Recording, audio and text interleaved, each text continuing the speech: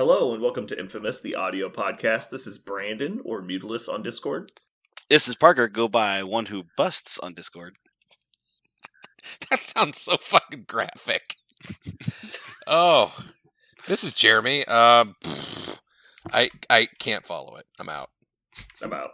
Well, they won't. Never mind. Tune in after the podcast for what Parker really said. Jesus. All right. Welcome back to another glorious episode of Infamous. Some quick announcements. Etsy store is back up, as I said before. Yeah, nothing really to note. Links in the show notes as always. One Who Busts. What does that mean? What's next?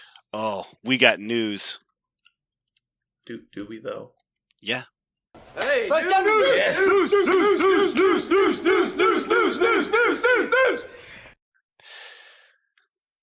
So our news today comes on the heels of a lot of different things. Some of them have already been released, and we never actually got a chance to talk about it on a cast because we were waiting for backsides and tactics cards.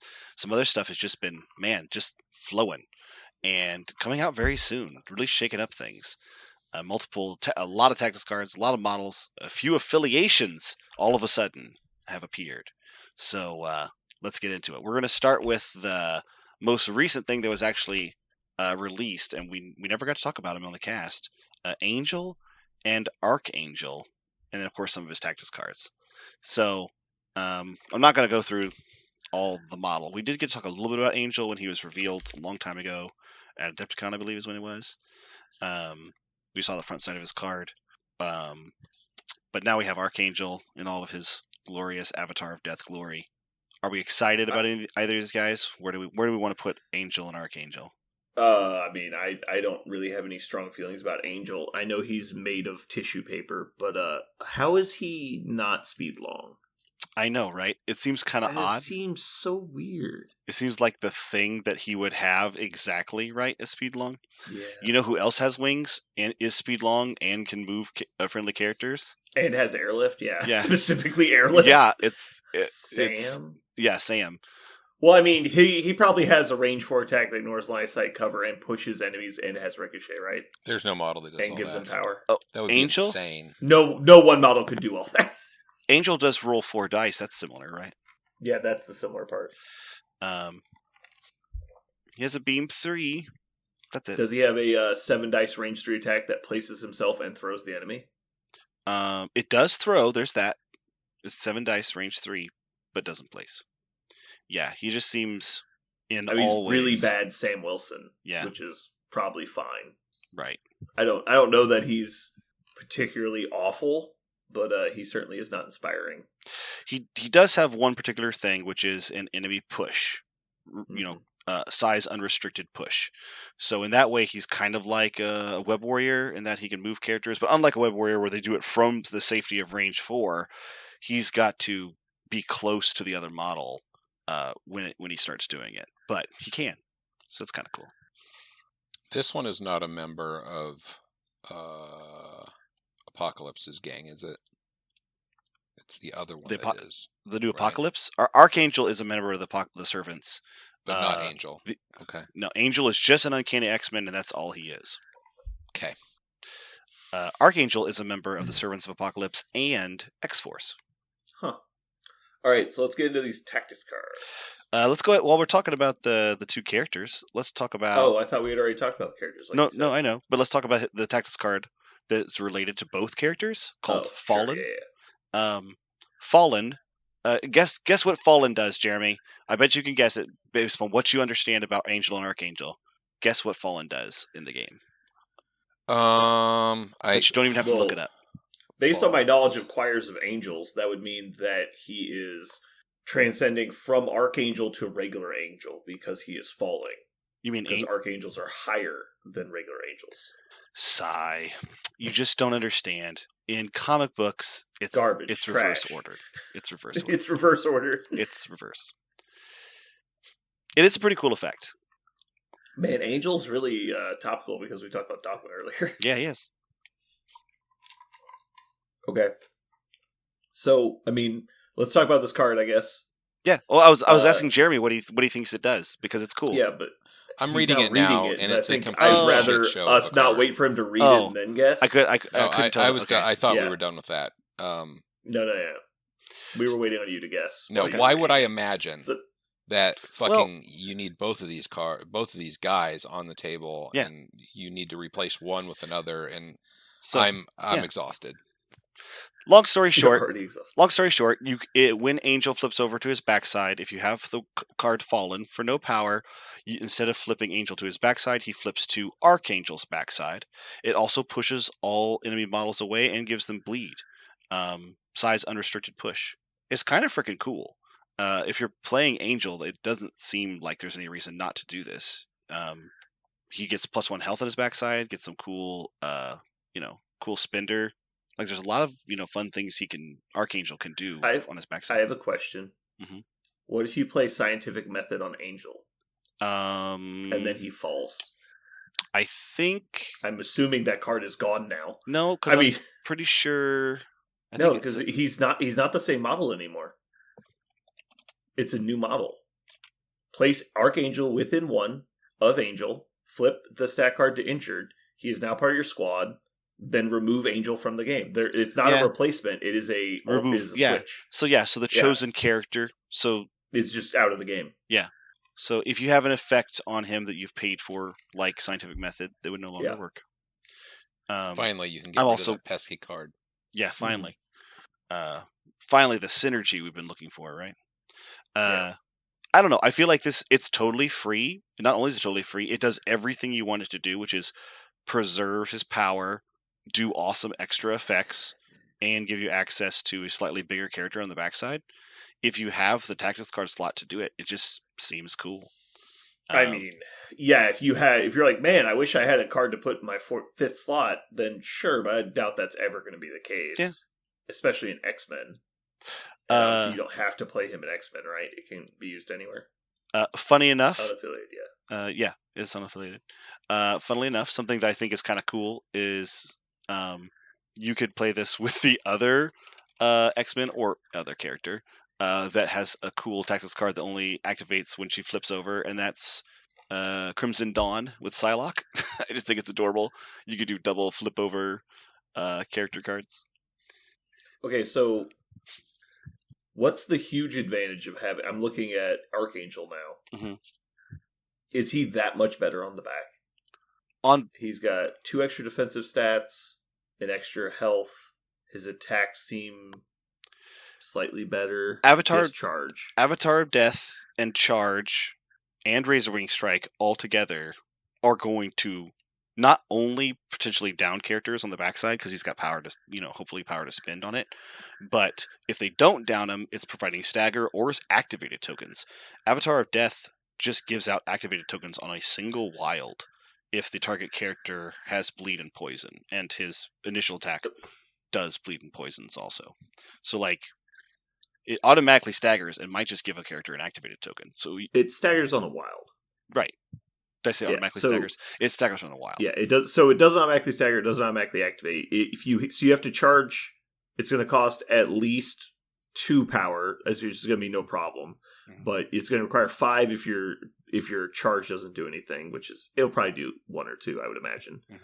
But yeah, you're coming in. You're hitting the wild on the 5-die attack, which is going to allow you to then hit the wild on the 7-die attack. So if you hit running wilds, or if they just randomly already had bleed and poison. Mm-hmm. Then you can activate somebody. Okay. I think he is better than regular Angel.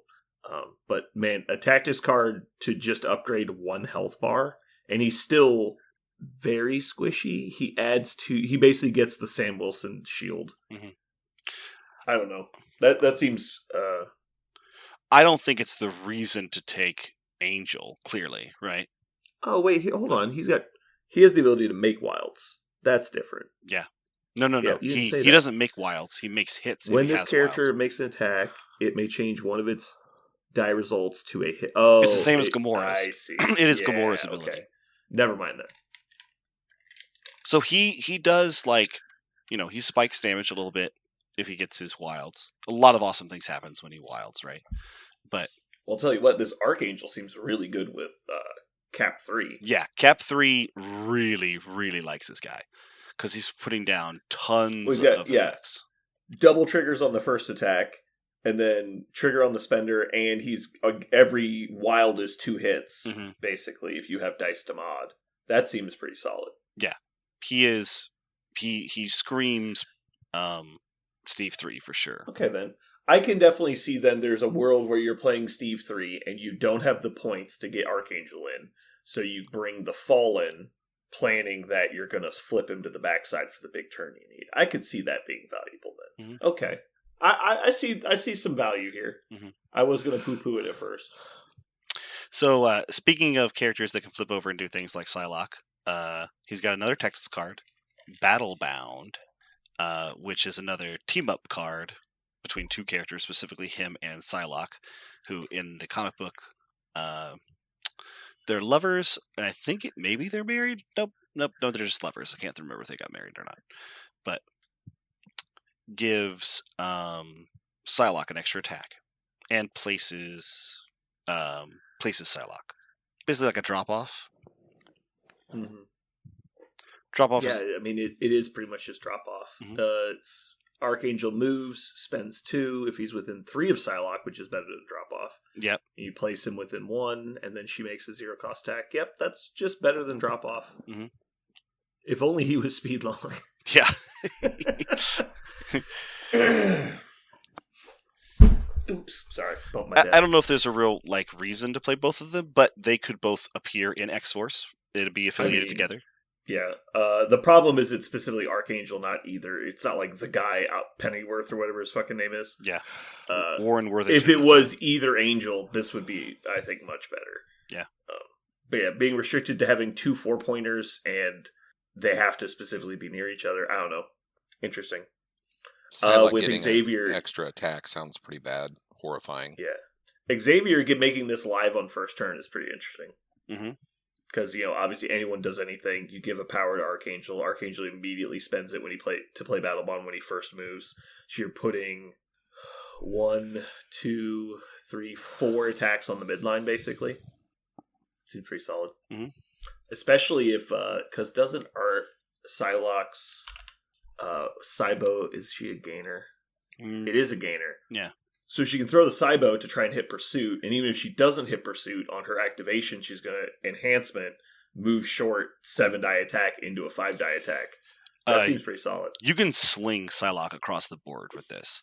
I know you can. I'm just saying, it's not just midline stuff. If she hits the Pursuit, she could get to their B quite with 2 attacks still. I think she could do it with maybe because remember, so Archangel could move once, still be within range of Psylocke, activate Battlebound, move again, then flip her over. She might be attacking with her basic attack, with her regular attack. Yeah, you're getting her further up the board by giving up value on Archangel. So. Yeah. But yeah, it's not nothing. It's definitely a good enough tempo play, right? Yeah. So there are lots of combo tempo cards, and I feel like this one is really clear and easy if you can get that 2 power, right? Yeah, it's just the 8-point package, right? Because there's obviously better 4-pointers you'd rather be playing than Archangel, I think, in most games. Psylocke is situationally great. So other cards are Death from Above. He has 4 different cards. It's crazy pants to me. It's not that crazy. A lot of people have a lot of cards. I guess Angel is one, but let's talk about Archangel first. Also think of it this way. It's a box set with basically one guy in it, so they had to have some cards. Yeah. So Death from Above. Interesting one. Interacts with terrain. It's just high ground. Yeah, if he you get 2 dice. He starts his activation at a higher elevation than you. Basically, he gets to add 2 dice to his next attack roll. Yeah. Is it all or just this turn? Yeah, it's this turn. So both attack rolls. It's a mini smash. Yeah. That's actually pretty good. Yeah. Yeah, as long as you can take 6 cards just for him in his own little pile. Yeah. If you're taking him, you're taking all these cards, or you better, or you're a coward. Coward. I'll give you the coward part. You're a goddamn coward, that's all I'm saying. What's next? Last one is Ultimate Sacrifice. It's the Angel card, so not Archangel. See, I told you only had 3 cards. Basically, Angel becomes a bodyguard, and after the attack is resolved, if he's dazed or KO'd, remove 3 damage and also special conditions from the allied character. So it's a heal and what is it? What's the shield version? The med pack the shield has? It's a cleanse. He just heals. Yeah. No. But what's the one? What is Battlefield medicine? Yeah, it's battlefield medicine plus a bodyguard for a friendly character if Angel is dazed or KO'd. So you're specifically excited for Angel to get dazed or KO'd so that your model can get health and cleanse things. That's interesting. The one good thing about this is I don't think he's ever going to survive a single attack, so it's probably very that was kind of wondering. Yeah. All right. This is just such a weird character in the lore because it's like his entire point of being there is to die and get corrupted and then try to not be corrupted. I'll do an Archangel comic one day. There are some really badass Archangel comics out there where it is just amazing.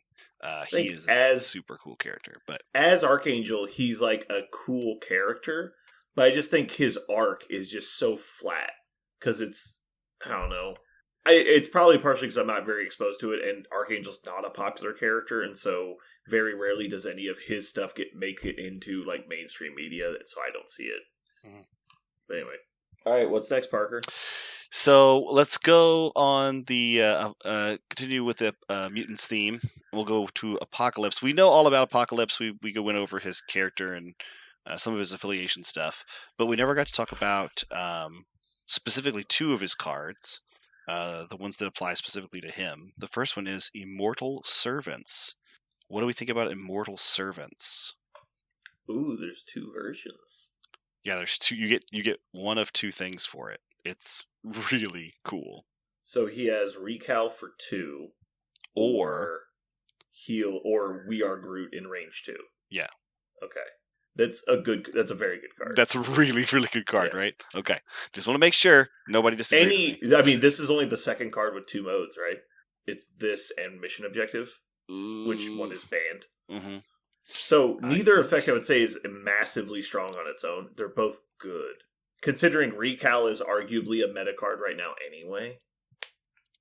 This is basically worth 2 cards. I mean, really. Yeah. That's crazy. Like, this thing is crazy good. Because how often you're like, man, I really never had a good time to play Recal. It's like, yeah, so I used it as med pack. And you're like, oh, cool. Mm-hmm. This is exactly the kind of card I like to see because I know it'll piss Jeremy off. I just won't play Why is it piss Jeremy off? I just won't play. I just won't play against it. Well, this pissed Jeremy off. Jeremy loves Recalibration. It's like one of his favorite cards. He loves healing cards even more. He loves defensive reactive healing cards. Do I, though? I think you do. Maybe you're right. All right. What's next, Parker? The first one, which has some of the best art ever. I love the art on the first one with the pyramids in the background. What do you guys think of the first one? Unaffiliated, so Apocalypse can play this anywhere. That's even better. Jeremy likes it when new Apex models are splashed everywhere. He does. That's his favorite thing. This is why last cast I asked him specifically. He's excited specifically to play. Thanos. No, that's not what he specifically likes. That's not what he specifically likes at all.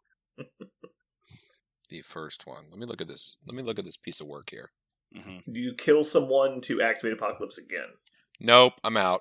And then if that model was injured, he gains a stagger token. Nope. Not playing against any of this. Oh boy. I'm going to play this with Dormammu, and I'm going to resurrect the dead model, and Jeremy's going to shit himself. No, I'm not. I'll be like, that's really neat from the table over there. As he's placing his models back on his tray. Yeah, that's no problem. We don't have a problem here. That looks really neat. Good. That's all good, bro. Is there actually an application for the first one? Is this something you see ever seeing play? Oh yeah, this will probably get played at some point. I doubt it'll be meta or anything. Yeah. Or you'll see it with like, I play Wong, and Wong heals him a bunch, and then randomly the one turn you need it, you kill Wong, and he goes again. Because there's no range. You can put Wong on the fucking back point. Yeah. I was actually thinking of Bob specifically. Sounded funny. Although, but Bob's easy to get injured, and so it loses a lot of value. Right. But you could, and you can't choose someone who's you can't choose someone who's dazed. Right. So they have to be healthy and awake. You want them to be healthy, they have to be awake. I think Wong makes more sense for that. Wong's always so far back anyway that it's hard to get to him. Right. Bullseye wouldn't be a terrible choice either, just for an efficient model. Now, you could do somebody that just loses value over the course of the game. Like, you do Hood even, honestly. Hood's not usually easy to get dazed, assuming that you're playing defensively with him, and he can heal even better than Wong can. Because you just take 3 off of him every turn. Well, he can't heal himself, so... What? Hood cannot heal himself. I'm not saying he should. I'm saying you should heal Apocalypse. Apocalypse, yeah. You heal Apocalypse every turn for 3, and I think Apocalypse is immune to bleed. He is. Yeah, so you don't care about the bleed. And then if they try to kill Hood, they have to one-shot him, or he transforms away, like, out of line of sight or something if you position him well. And so he's really hard to get a hold of and get down. And then if you do flip him into demon mode, he's scarier. And so most people won't even try. And then, you just KO him at some point after he's had a good turn. I think it makes a lot of sense. I don't know that it will get played a lot, but this card is potentially great. I'd give it probably 7 out of 10. I give it a 3 out of 10. Ooh. Because it? I feel like, and maybe I'm wrong, looking at Apocalypse card, I don't know what he's doing except, rolling dice to kill people, because he doesn't do anything else. Oh, you're saying an Apocalypse activation isn't that valuable? Is what you're right. Saying. So I'm just like, cool. I don't know. Keep in mind, you could be playing him in his Servants of the Apocalypse faction, where he's got like all this extra shit that's getting piled on top of him. That's possible, but most of that extra shit is, again, just more damage. So, but yes, like it might be really good. And they've already ruled that if you have a servant out and that model leaves the game, the servant card is still in play. Yeah, you keep the ability. Yeah. I think having a deal with the devil that is live, that your opponent doesn't force, you force it, I think is very, very strong. Because that's essentially what it is. It's like the worst turn of deal with the devil that you create on accident. You're like, oh, fuck. You just don't heal off of it, Because he goes twice. I mean, like, being able to go twice, this shit'll table people. Like, this is how you table a person. I don't remember. Was there ever a time that people were able to activate twice and it was a big deal? Did that happen? Not that I remember. Move on. Don't look behind the curtain. It was so long ago. so far away. What happened? Enchantress killed my team. What do you mean Enchantress killed your team? She rolled, we added it up, 136 attack dice in one activation and killed my team. And you're like, oh, that seems not great. I mean, it would be fine if it was not on if it was on a wait, it was on a Texas card. Wait, it would be fine wait, how were the pyramids made? I don't remember anymore. Who cares? Made them. Who cares? No one cares. Apocalypse's ability is to control sand. That's his ability, right? I saw the movie. I did see the movie as well. Don't talk about that goddamn movie. Don't even he wasn't that good. His house. My favorite was all that people did was complain. It was like the Sonic movie. They complained about how Apocalypse looked. Then they saw the movie and realized they shouldn't have been complaining about how he looked. I don't have anything. I don't have any problem with how he looked. Well, that's because they changed it. He wasn't originally going to look like that. It was going to just look like, what's that guy's name? The guy from Moon Knight that played Apocalypse. Oh my god! I can't remember his fucking name. Yeah, the Egyptian guy. I can only remember all of his characters. It makes me so exactly. Bad. I want to say Remy Malek, but I know they're different people. No, I just know he's also like an Egyptian actor. Oh my god! I heard his name a bunch of times too. I just can't. Oscar remember. Isaac. Yeah. Oh Oscar. my god! Because originally it was just basically him painted blue in a tunic. That's fine. And so they added all the computery stuff look in the armor later. Yeah, the complaint was they showed like 10 or 9 Apocalypse cosplays, like pictures of people at cosplay conventions, and then the official like movie poster, and like which of these is made by a multi-billion-dollar corporation, and it was the one that by far looked the shittiest. It's like, guys, come on. Okay. So Jeremy gave this a 10 out of 10. I gave it a 7. Parker gave it a 3. I'm going to give it dog balls. Dog balls. Dog balls. All right, let's keep going. I'm excited to find out what you guys think. We talking about monsters next. Talking about the monsters.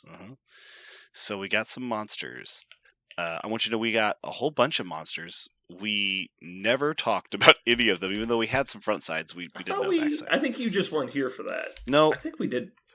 We mentioned Dracula. I remember we did mention Dracula. We talked a little bit about it. We talked about Dracula. I thought we talked. Maybe we just talked about it at the store, and I'm just remembering. Okay. So what's first? We talked a little bit. So let's go with Dracula first. I thought we talked about him though. I don't think we ever did because we didn't know his backside. Okay. That's our policy. So okay, fair. All right. So assuming everybody's already seen these, yeah, we don't have to go over him. I swear to God, he had a charge the first time I read his card. Mm-hmm. I guess he doesn't. So nope. That's a small difference. I think this guy looks super cool. I'm very excited to play him. I really like the movement abilities. They're obviously somewhat limited because you have to activate. So like the one that removes special conditions, you can't strip stagger because you'll have to have shaken stagger before you move. Mm-hmm. Yeah, I think he looks very good.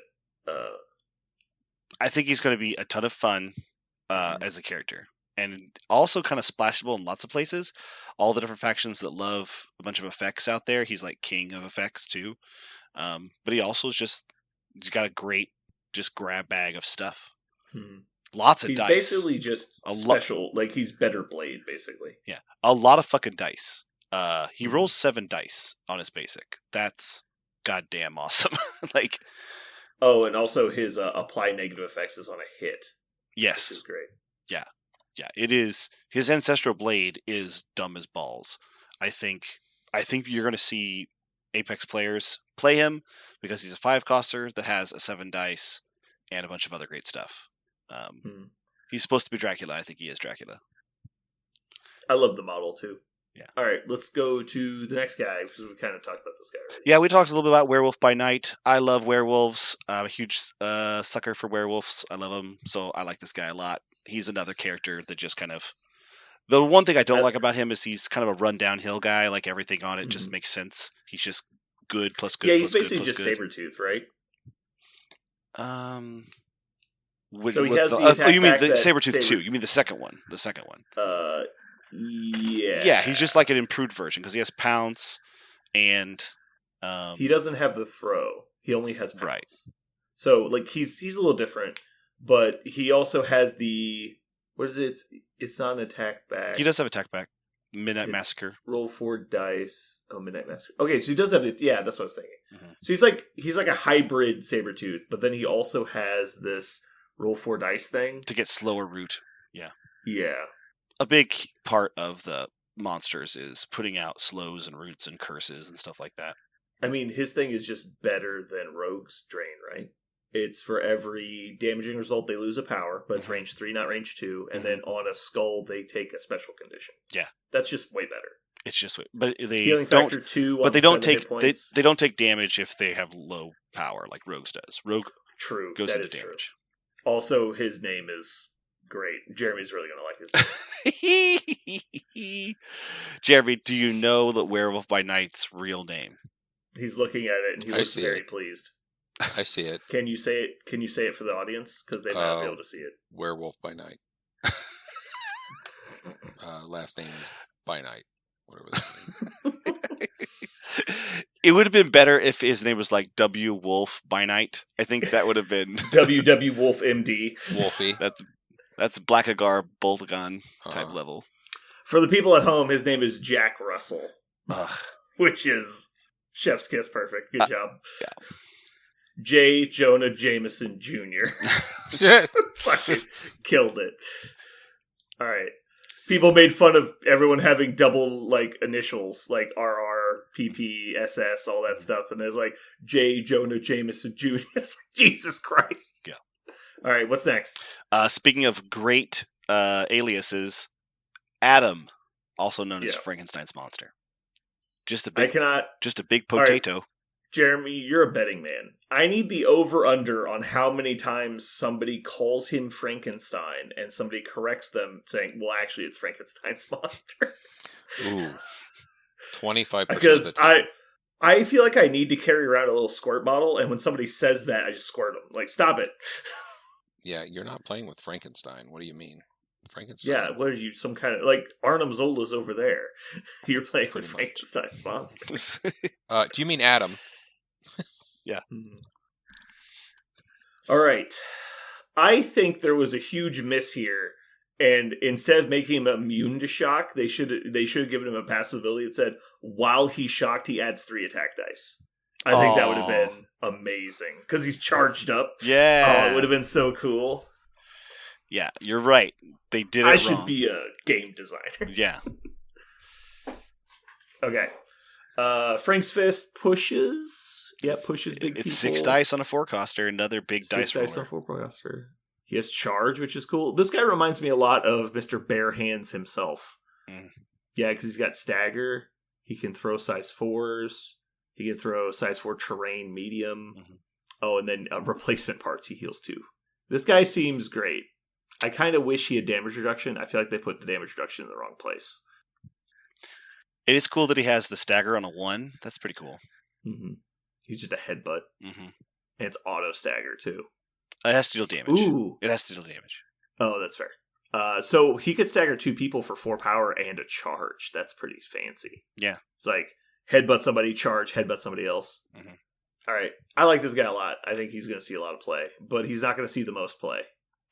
Because Nkantu, the living mummy. Segue. His name is Nkantu.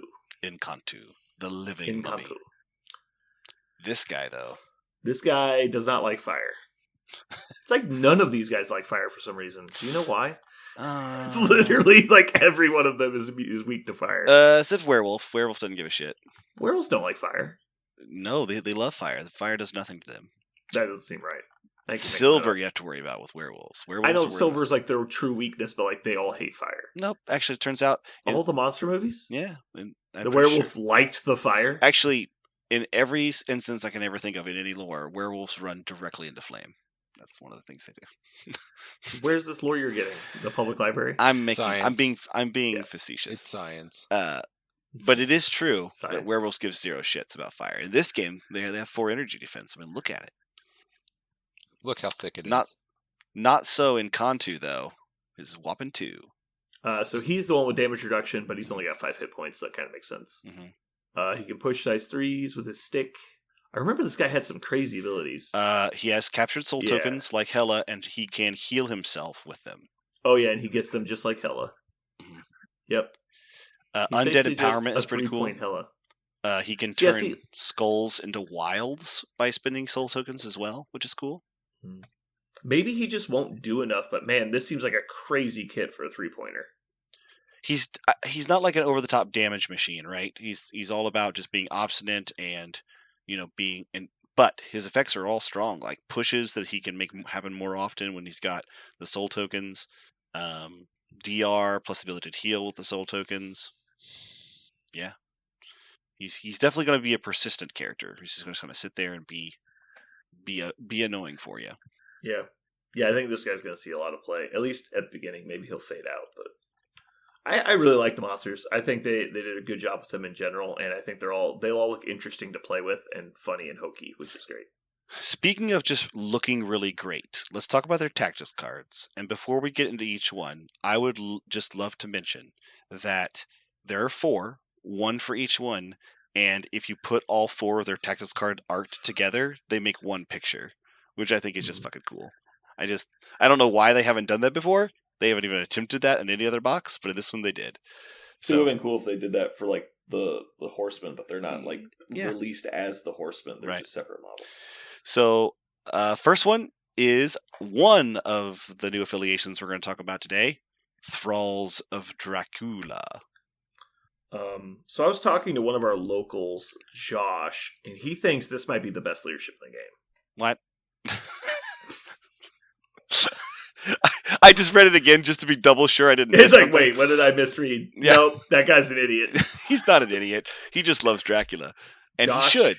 I want you to hear this from Parker. You're an idiot.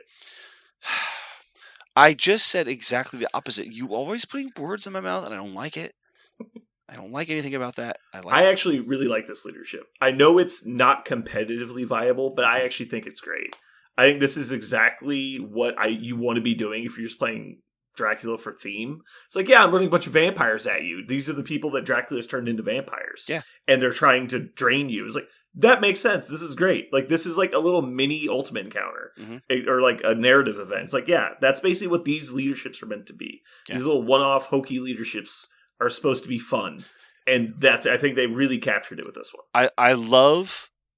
I'm all the way with you. All the way with you. I feel like I wish Hellfire was like this because Hellfire just kind of makes no fucking sense.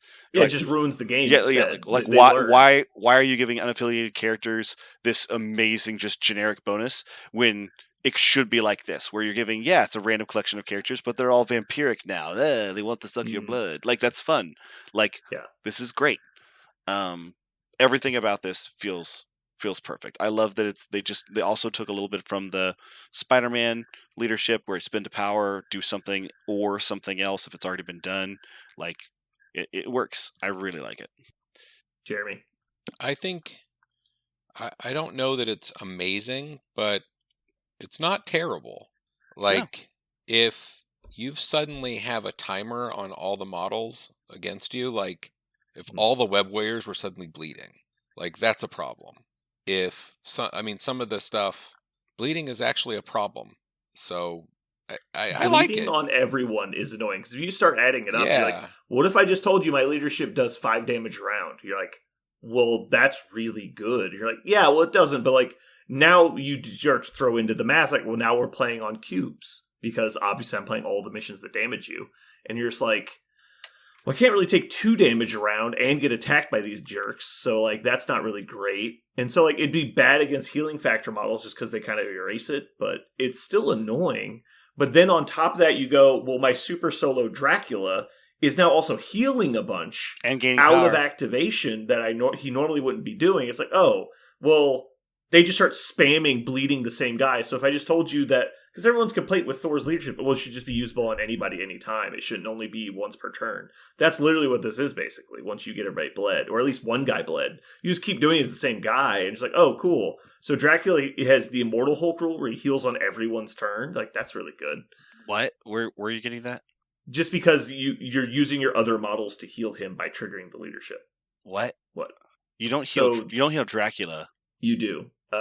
We'll double check, but I think so. If the chosen character already has the bleed effect, this character may remove 1 damage from itself.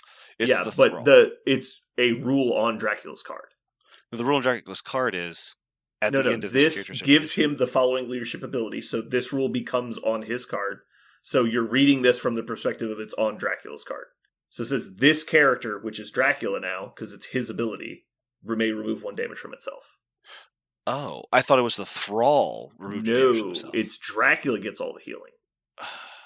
This character, who is Dracula. Okay, yeah. Now I understand. Following? Cool. Also, that's so much fucking better. Yeah, exactly. Yeah, I didn't realize that. Because he also has the same ability on his own card. He also has a bunch of healings, yeah. So he's got he's got a gainer, or it's not a gainer, but it's a healer. Whatever he does, he gets back. Right. Then he also has, I think he's got the blade thing where if you end with bleed around him, he heals again. It's within 3 of him. Yeah, it's a huge bubble of bleeders. He just heals. So you're like, oh, you hit him for 2. Cool. I'll just activate this guy and heal him for 1. You're like, oh yeah, that's annoying. Or you like activate Wong. Wong heals him with blessing, walks forward, bleeds somebody, and then heals him again. You're like, well, that's annoying. And it's like, oh, I did 6 to him. Cool, he'll activate, heal back to full. I didn't. Like, oh my god, I didn't read this. So much healing. I didn't read this. I did not read this correctly the first time. Yeah. Therefore, I rescind my earlier non-comment that was put in my mouth. Josh is right. This is really good. Best leadership in the game. This is a lot better than I thought, because I thought it was 1 damage off a character. I was like, that's cool. Comboable with a bunch of things. That'd be interesting. You know, I actually don't hate that either, because like Jeremy was saying earlier, having bleed on you all the time is fucking annoying. Yeah. Well, if I just said, it's like the Hellfire Club thing, though. It's like, well, I'm going to bleed you and heal myself. Okay, well, that's annoying. Right. Because now we have like inverted healing factor. You're just leeching my health throughout the game, which is exactly what vampires do. I don't know for a fact that was their intent, but this is the way the card reads to me, and Aaron agreed that that's how this works. So we'll see. Maybe they'll errata it or something if they wrote it wrong. But because it would say allied character then gained. Like, it doesn't say that. It says this. Yeah. I think you're right. Yeah. Mm-hmm. I think you're right too. Okay. Moving on. But I don't think it's terrible. I think it's all right.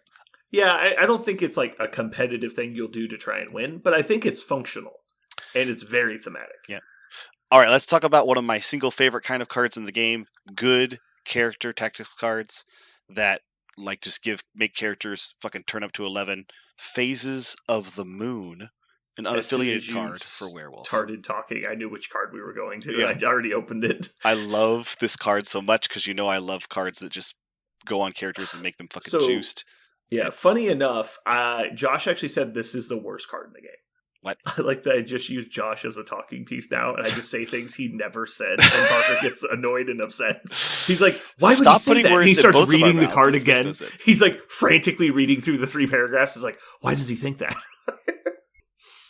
All right, so the cool thing about this is it's just a permanent card, right? Yeah, rest of the game on both effects. Yep. And so what's the difference? He gets basically the new moon is he becomes more of a defensive character, where if he's holding or contesting objectives, he gets to reroll for each special condition the attacker has against him. Also, his attack back is no longer a 3 cost; it's now a 1 cost. So it's much more dangerous to go at him. No. It's the opposite. You have to spend 1 before using it. It is an increasing cost. Oh, so yeah. Okay. That would be insane-o. Yeah. So, interesting. It becomes more expensive, but he gets more defensive. Because he's defensive. He's not an attacker. I see. Yeah. So, the full moon is... Man, Parker didn't read any of these. No, I didn't read any of these well. It's the fine print, bruh. There's so many words. The fine print, semicolon, this character. The fine print. Must spend 1. You should see 1 power, right? It's just like it's exactly like being judged. Or sorry, not judged. It's rooted. Right. It's rooted for that ability only. And then you'll get rooted, and then Loki will be there, and it'll cost you 6. So it's gonna be amazing. With full moon, he goes ape. He no longer he basically becomes super Nebula. Yeah. And he gets, what is the name of the card? Kick 'em while they're down all the time. That seems pretty cool. It is a 5-cost character that can't interact, but he's now going to kick him at all times. Yeah. I really like the card art for this one. He's like swinging a ghoul by the ankle. Yeah, it's awesome. Excuse me. Jeremy, do you like this guy? I know you used to like Blind Obsession, which is one of those all-game cards. Yeah, sort of, kind of. I don't know. I don't know about this one. Yeah. I don't know. This one could be okay. I absolutely love Full Moon. I think New Moon is situationally awesome, but I think Full Moon is just fantastic. I'm really excited to use Full Moon. Because it works on the attack back, it works on his regular attacks, he's rolling 6 dice minimally. Like, man, that's a lot of aggression. And you know me, I love rerolling some dice. He puts out conditions himself, but playing with anybody else who puts out conditions, which is plethora, man, I like it a lot. All right, what is next? Let's talk about Adam's card, Hideous Monster. It's a protector card. It's Heroes for Hire type, so the allied character pays 2 if Frankenstein's within 3. So they're hiring Frankenstein? Mm-hmm. Hire Frankenstein. New target. Frankenstein doesn't do a throw. He does a counterattack, and if the counterattack is successful, you push the attacker towards Frankenstein's monster. Yeah, I think the push is pretty relevant. I actually, this is probably the worst secondary effect on all of those. Obviously, situationally, it's good if they only have like 1 or 2 hit points left, but I think everybody would rather have the board position ability at the end. Specifically to eliminate the possibility of being attacked, but pulling him towards the monster. You could potentially, like, if they're already really like right on top of you, and you place Frankenstein to the side, like at a 90-degree angle away from the original target, you could angle it to where you push them kind of away, but getting them out of a functional attack range is gonna be really hard. Because he doesn't have like bodyguard on his own, right? No. Okay. No. Cool. It's an okay card. I mean, obviously, we've seen this iteration a lot, so it's never bad. I think it'll see play. I think it'll probably be worth it in a lot of games. Jeremy, how many ducats do you give it? It's valuable in the sense of if you're going to play monsters and all that shit, it gives you a card that's very, very useful. It's not the best version. Dracula could be amazing. Yeah, I mean, it's not the best version of this card on the best model of that card. You know what I mean? But it's fine. I think it's good. And finally, we have an attack card that might be worth a shit. This is the best card by far. What did Josh say about it? He said 9/11. I don't know what God, it means. what a terrible thing to put in anybody's mouth. Oh, Josh, I apologize on behalf of the Infamous crew. That is, you are not that. You are a straight shooter, upper management written all over you. That's not. That's the one thing he actually said, though. No, it's just stop with the wanton lies. Service to Anubis is in Kantu's attack action for a Texas card. It's a captured soul token dump as well as a power dump.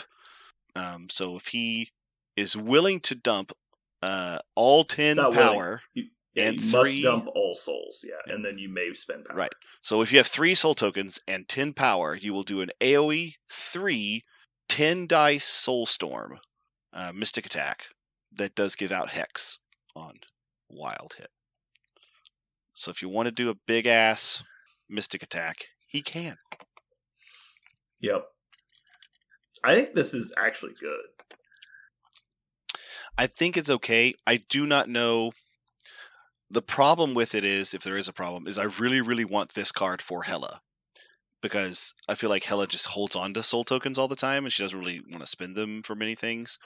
And Kantu has so many really cool ways to spend his soul tokens on badass stuff. Effects that I might want more. So I feel like I'll have to have a lot of power on Kantu and not want to. Hold on a second. Use his tokens for anything. Timing window? There is one thing about Kantu. Oh my god! Oh, it's even better! Oh no! What'd you do? You don't lose the souls till all attacks are resolved. Mm-hmm. So you get to use them during the attacks. Oh, that's cool. They don't go into escrow. That's cool. So you actually can. So you're just like every skull's a wild. Yeah. All the way down. It's just really wilds cool. all the way down. And you also get to trigger the mummy's curse on all of them because you're triggering the wilds more often. Yeah. That's awesome. That is cool. Okay, well that is a selling point. And I will say this, he doesn't really have a big spender, right? So this is his big spender. So right. If you do somehow get, 10 power on him, he can't spend it. Like he can't. So yeah. So, and also keep in mind, like, if you're doing an AoE 3 10 die attack, you're probably dazing some people, which means you're refunding the souls anyway. That's true. Although, when does that happen? You'll only get, you'll still end at 0. You'll refund them as you daze them and get to use them on the next attacks and then dump to 0 again. Mm-hmm. Oh, wait. No, is the Texas character, oh, no. Yeah, when character is dazed or KO'd, this character gains a capture soul token. Oh, it's not after. It does happen during the attack. So yeah, you're gonna end the soul storm at 0, but you'll gain them as people daze, and so you'll get to use them on the next attack until the last one. Then you'll lose it. Yeah. So for this is very cute. I think it's good. If you ever were like, I want to play Helios Laser Bombardment, even though it's a Texas card, I have to find a way to use all this power I have sitting on all these characters. Well, if you wanted like a one character version of that, this is what this is, right? It's AoE, it's spread out, but it's a lot of dice on a character that's not going to use its power any other way, right? He can't. Mm-hmm. Like, there's nothing to do with his power. So yeah, he only has one power costing ability, and it's his soul gaining attack. Yeah. So you run him onto Researcher, you pull the pen, and just let him stand there and fucking die, and then blow up on everybody the next turn. I love this guy, and I don't even care if he does anything. Like, he's a 3-pointer with damage reduction, with arguably very good defensive stats. And he has board manipulation with his push on his builder, which he can spend souls to convert off of skulls. Mm-hmm. It's a building attack, and his fucking living death ability is amazing. It's may spend any number of capture soul tokens for 0 power cost, and then you remove a special condition from itself and remove a damage. Or gain a power. Yeah, that's great. So you can basically just spend 1 soul token every turn to heal himself or to remove conditions. You're like, oh, I'll just shake stagger. Fuck it. Like, okay. No, it says for each capture soul token spent, he can heal 3. Yeah, that's true. You could heal 3. Like, hold on. This character remove 1 special. I actually don't know that you. For each captured soul token spent, this character may remove one, or gain one. Yeah. But is it 3 separate instances, or is it you're choosing number of options? I think you're choosing from the options, right? Is there any other example of this kind of syntax in the game? Oh, fuck. I don't know. I don't think so. I think usually you have to pick one. And so can you normally choose the same option more than once? I don't know that there's any other example of that happening. But the sentence reads that way, right? That you can just... I don't think it doesn't. I'm just saying that I don't know if that's the intent. I've seen them rule it in dumb ways before. I'm going to say it now. Encantu is better than Lizard, right? I think he is a better model than Lizard. Yeah. In a vacuum. But Lizard is still better at what Lizard does than what Encantu does. Because he has a throw, and Encantu doesn't have that. It's the fact that he has the guaranteed throw later, and he has more hit points total, and he naturally heals, so he's not spending anything to heal. Okay. So if you just want a middle grabber tank, I think Lizard's still better. But if you want a versatile model that can add to the game over the time, I think Encantu is going to maybe challenge him for that random slot. But yeah, 6 hit points on the front is a big deal for Lizard. And Encantu and Emma is pretty fucking good yet again. Yeah, that's going to be a lot. All right. If we're ready, we're going down the news. And actually Jeremy gave us a little segue there when he mentioned we got a brand new restricted card. It's a mission now. What do we think about Researcher being restricted? The world wants to know. You actually want to know what I think? Yeah, the world wants to know your opinion. And this is what I think, is they just they just press the yes button on a send all email. Shut up and play Web Warriors, idiots.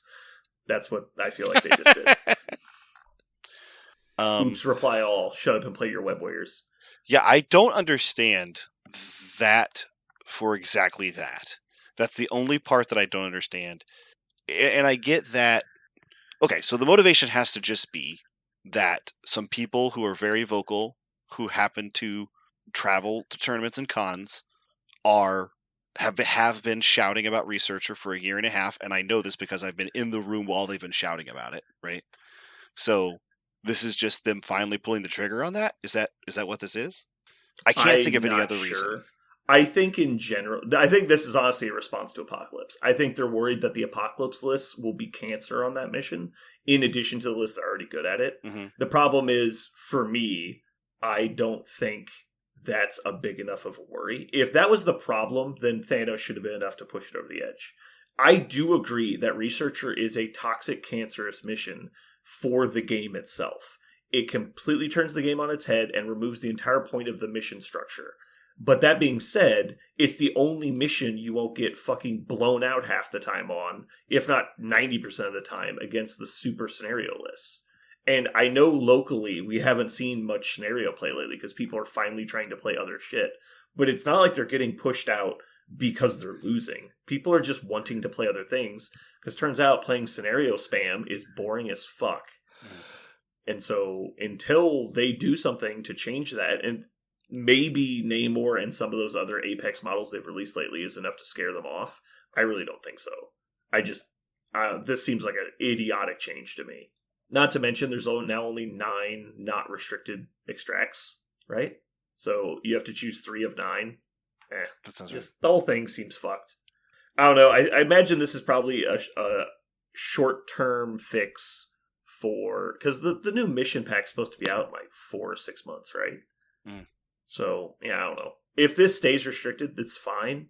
I don't think... If you're playing a team that can't beat webs, because most teams can't, you have to play this. And so all they're doing is nerfing the rest of your team. Now, to be fair, you don't really need Brace to play against webs. It's just nice. But you're going to have a harder game than everything else. Okay, so that was actually my next point. Is what's weird about this nerf is that it doesn't mean you can't play Research. Although that is what a lot of people will read it as, because that's what happened when people nerf things. The nerf bat makes people scared, and they just... The placebo nerf. Yeah, they just like throw it out of their list as fast as they can because it was quote-unquote nerfed. But what it really does is it stops you from playing, patch up or sack or brace. So if that's the case, like you just said, those 3 cards are specifically not as good into specifically the reason why you took Researcher, right? The scenario list, because generally they're not putting that over-the-top damage and you're fighting to keep your health up. Yeah, no, I don't think it actually hurts you that much versus those lists. What it does is it makes you lose your other games. That's exactly so it. They're basically forcing you to over-specialize to beating the thing that you're already struggling to beat. Mm-hmm. And so you're just going to lose all your other games while you're still struggling to win games versus the thing you were trying to win in the first place. Yeah. I don't know. It seems... I don't think anyone can convince me this is a good change. Maybe I'm wrong. I'd love to have people try and rationally explain it to me, but it just seems idiotically stupid to me. There's only one thing that I'm thinking as I saw this. The way you feel right now is the way I felt when Deception happened. And then, a couple months passed, and then Deception got fixed. Oh, yeah, Deception was always cancer. Yeah, but I was really mad because it was the first card that just felt like it was weird to ban, to me, a character card, right? I talked about it. There's an episode about that. The point is, for a totally different reason, you don't appreciate this change. However, I feel like your prediction that this is just the prelude to something that's actually happening to Research Station is apt. What I don't understand is the same thing that I didn't understand for Deception, which is if they want to change Research Station, why are they restricting it first? Like, I don't understand. If they've already printed the new cards and they're being printed, why not just ban this? Or I don't think they're fixing it. I think this is their fix. I guess just to be clear, I don't think that we're going to see another update to Researcher. Like, maybe there will be a replacement and they'll ban it, and this is their stopgap till then. I really don't see that happening because they've never been... That's not their trend. It is for Deception, When they decide something needs to change, they change it. And it's like, when they restricted Deception, I don't think that was because they knew the new version was coming. I think they said, this card is a problem, let's do something about it. And the restriction didn't seem to be enough for them. And so when they saw that it wasn't enough, that's when they did something about the new card. Oh, there's no way. They definitely... You think so? Yeah, with the amount of time they have, the knowledge of... They definitely knew Deception was changing when they changed Deception. Okay, well, I'll ask you this. Where's the new Deception at? What? Where's the new card printed? Yeah. I mean, it has card art. You can get it off the PDF, so they have Right, but it came out with the new core set stuff, right? Like, that's when they announced the Mightiest core set and all that. And they said that they stopped production on everything to make that whole thing. Okay, I'm with you. And so I think that was all just like that was an attempt to get future stuff out into the meta now. So you think Deception would have been the thing they did, and they just happened to do? No, I don't think they... I think when they restricted Deception, they never intended to do anything else to it. They didn't... Because if they thought they were going to ban it and just put a new card out, I think they would have done that. Like with Special Delivery. They banned Drop-Off, and it was like 6 or 8 months later we got Special Delivery. And I don't think there was ever a... we have to get... Well, they didn't restrict Drop-Off first. They just banned it. I don't know. It seems like doing a 2-step process for card balance has never been their process. But that's what I'm saying. Deception is exactly a 2-step card process. But you're saying you're going under the assumption that it was always the plan to release a new card. Right. I don't think it was when they restricted it. Okay. So if I'm basing on that, that means that this is the new normal for Research Station. And I mean, they could unrestrict it. I don't see them doing that. They could also cycle it out, and when the new pack comes out, just not have a Researcher equivalent. Research Station is just so, and I know why they're restricting it, because it's insanely binary, right? It creates, if you are playing a fair game into an unfair, singleton monster like Thanos, right? Maybe Apocalypse, maybe. I don't know if Apocalypse actually counts as that. But if you're playing into that, then it feels like an auto loss. But then if you're playing a scenario team and you see your opponent have it, you immediately go, well, crap, I can't pick reds. I got to go with my blues because it's such a great card against the scenario teams. It's such a disadvantage for them. It's such a polarizing card.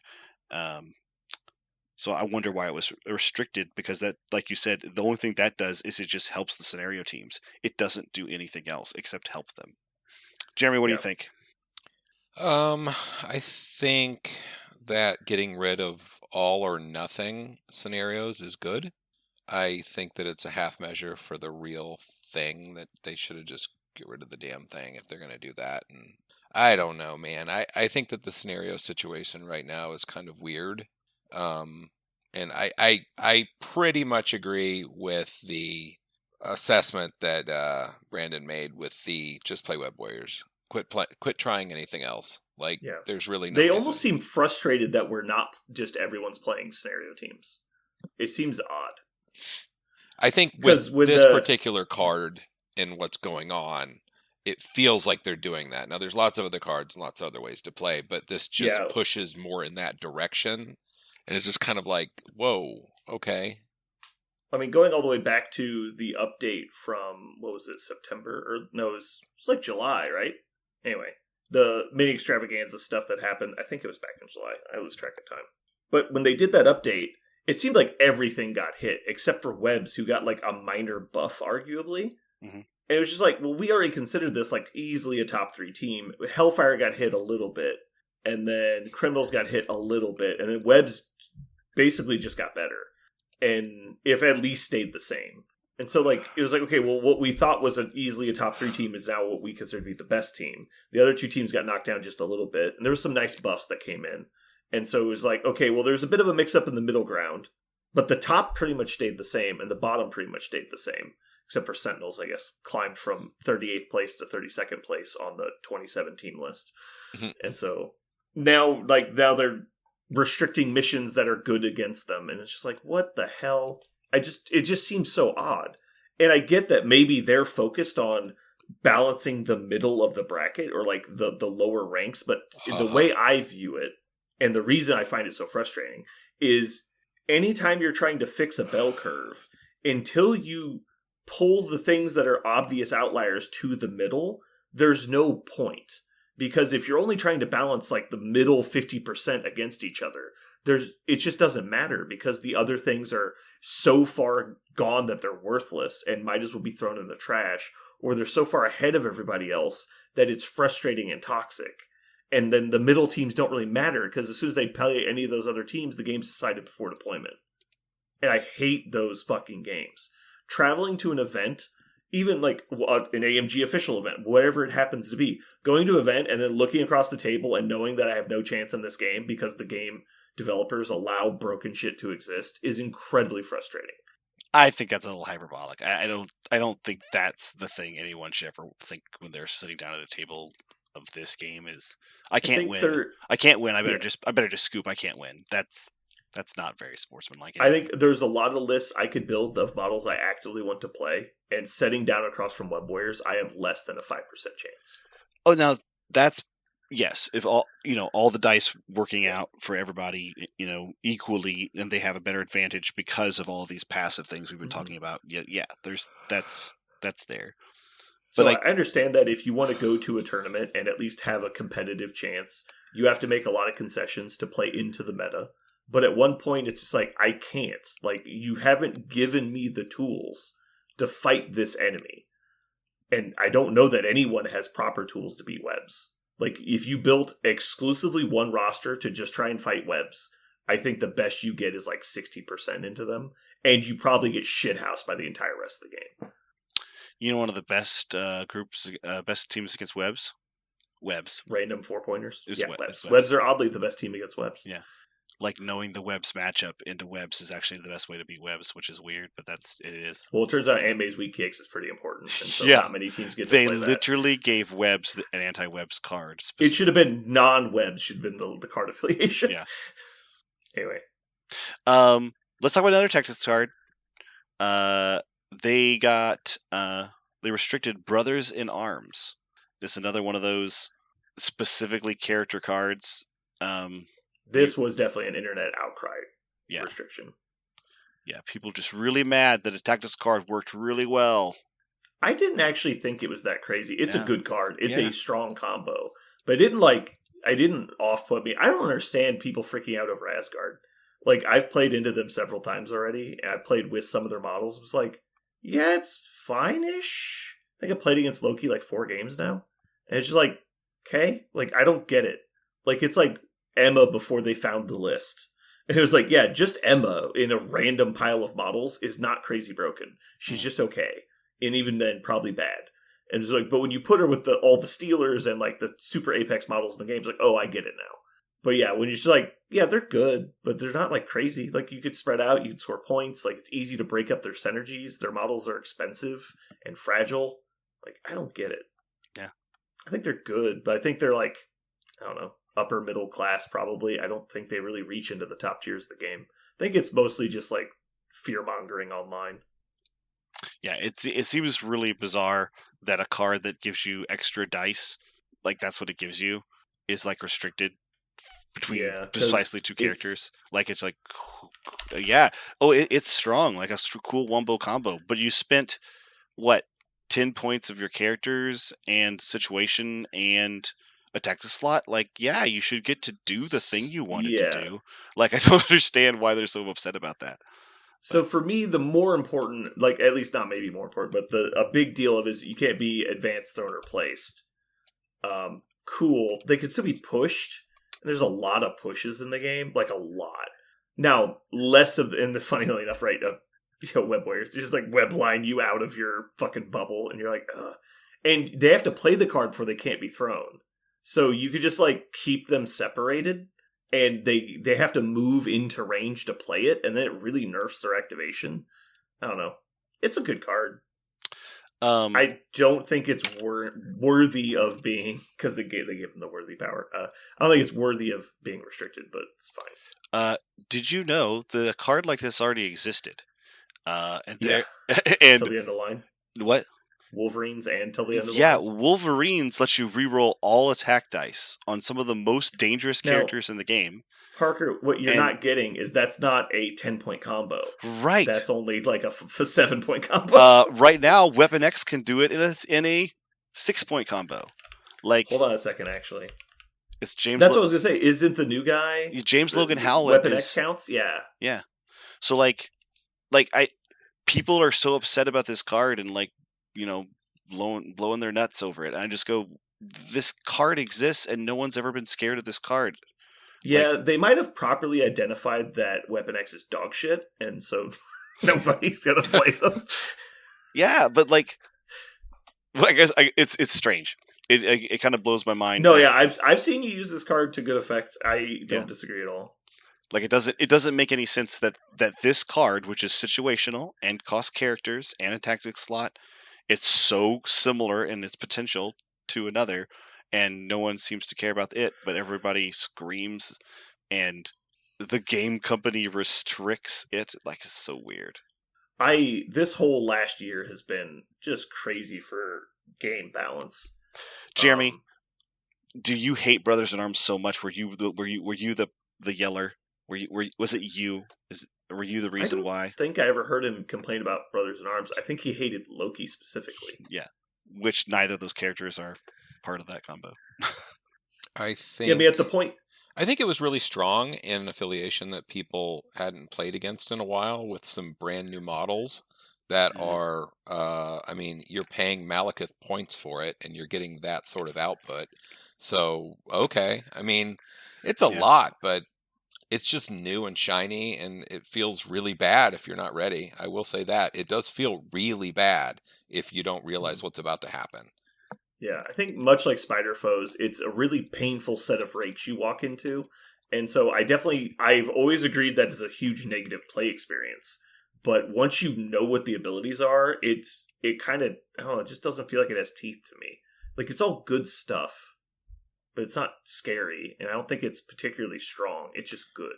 I mean, it's yet again another dice affiliation. So it's going to shit the bed every 3-4 games, and but for the other 2 to 3 games, it's going to probably windmill slam you. Like, it fucking hits so hard and so fast. But I mean, it's a dice affiliation. It has a dice mechanic in there that's really brutal. Mm-hmm. Yeah, at the point, Hero of Midgard activates and he's throwing, 6 and 7 die attacks into you and pouncing on top of it. It's like, oh no, he threw an extra 6 dice during his activation. It's like, yeah, it's good. But, talking about, 2 or 3 more points of damage on average. Who cares? Yeah. If he's not killing them, they probably weren't going to die anyway. let's slide to in my opinion, the most open and shut case. Maybe you guys can try to haul it open, but fallback also got restricted. Am I weird to say I really don't care because it should have obviously been before? It's definitely in that exact same tier with Indomitable, Patch Up, and Sacrifice Embrace. Like that's not true at all. Oh, it is way better than Indomitable and Fallback. Sure, okay, there you go. Right? Yeah. Like no, this card should have always been restricted. This card should have been restricted so much longer than any of those others. Okay. I don't even think Sacrifice should be restricted necessarily. The only reason it was because of the Thanos list. Like that is the only reason it ever got restricted. And so it's silly to me that Fallback made it this long. I will say I'm not happy about it now because, like, let's say 75% of rosters that were playing, probably more than that, I'd say 95% of rosters that were playing Researcher were also playing Fallback. So you just added 2 restricted cards to their list. And so that's rough. And then if you happen to have been playing Asgard, that's 3 restricted cards you just got hit with. So this is a targeted nerf at Asgard, in my opinion, because Asgard was 100% playing the Researcher, Loki, Bill, Thor combo at 15. That was 100% part of their list. Yeah. And I bet most of those lists had Fallback. Every one of those lists had Brothers in Arms. So they just directly targeted a single list at 1 point total in the game. Yeah. I don't get it. It was not that scary. I think it's funny. This is the only aside I'll say. The last thing I'll say about Fallback is I feel like I've been preparing for this restriction my whole life because I think I put Fallback down on the table like twice ever. I just never play that fucking card, and I know some people swear by it, and I think I've put it down once at Adepticon and once like at a random game here at the Geekery, but I just never play that card ever. Jeremy, are you so sad that Fallback is gone, or not gone but restricted? I think my opinion on restricted and banned cards and stuff like that is pretty extreme. Like, if they're really that good and everybody's doing the same shit, just get rid of all those fucking cards. Like, I think it's good. I think all these safety cards and stuff and all, like, I don't know, man. Like, can I try and sell you on restricted real quick? Okay, so I think it's a great mechanic in the example of we want there to be defensive cards in the game. But clearly we've seen, Jeremy has told us that people running 5 defensive cards is bullshit and annoying. Thank you. And so we want to make this game have these cool defensive options. And it's if we just print, let's say for example, we only print Sacrifice. It's the only defensive card we ever print.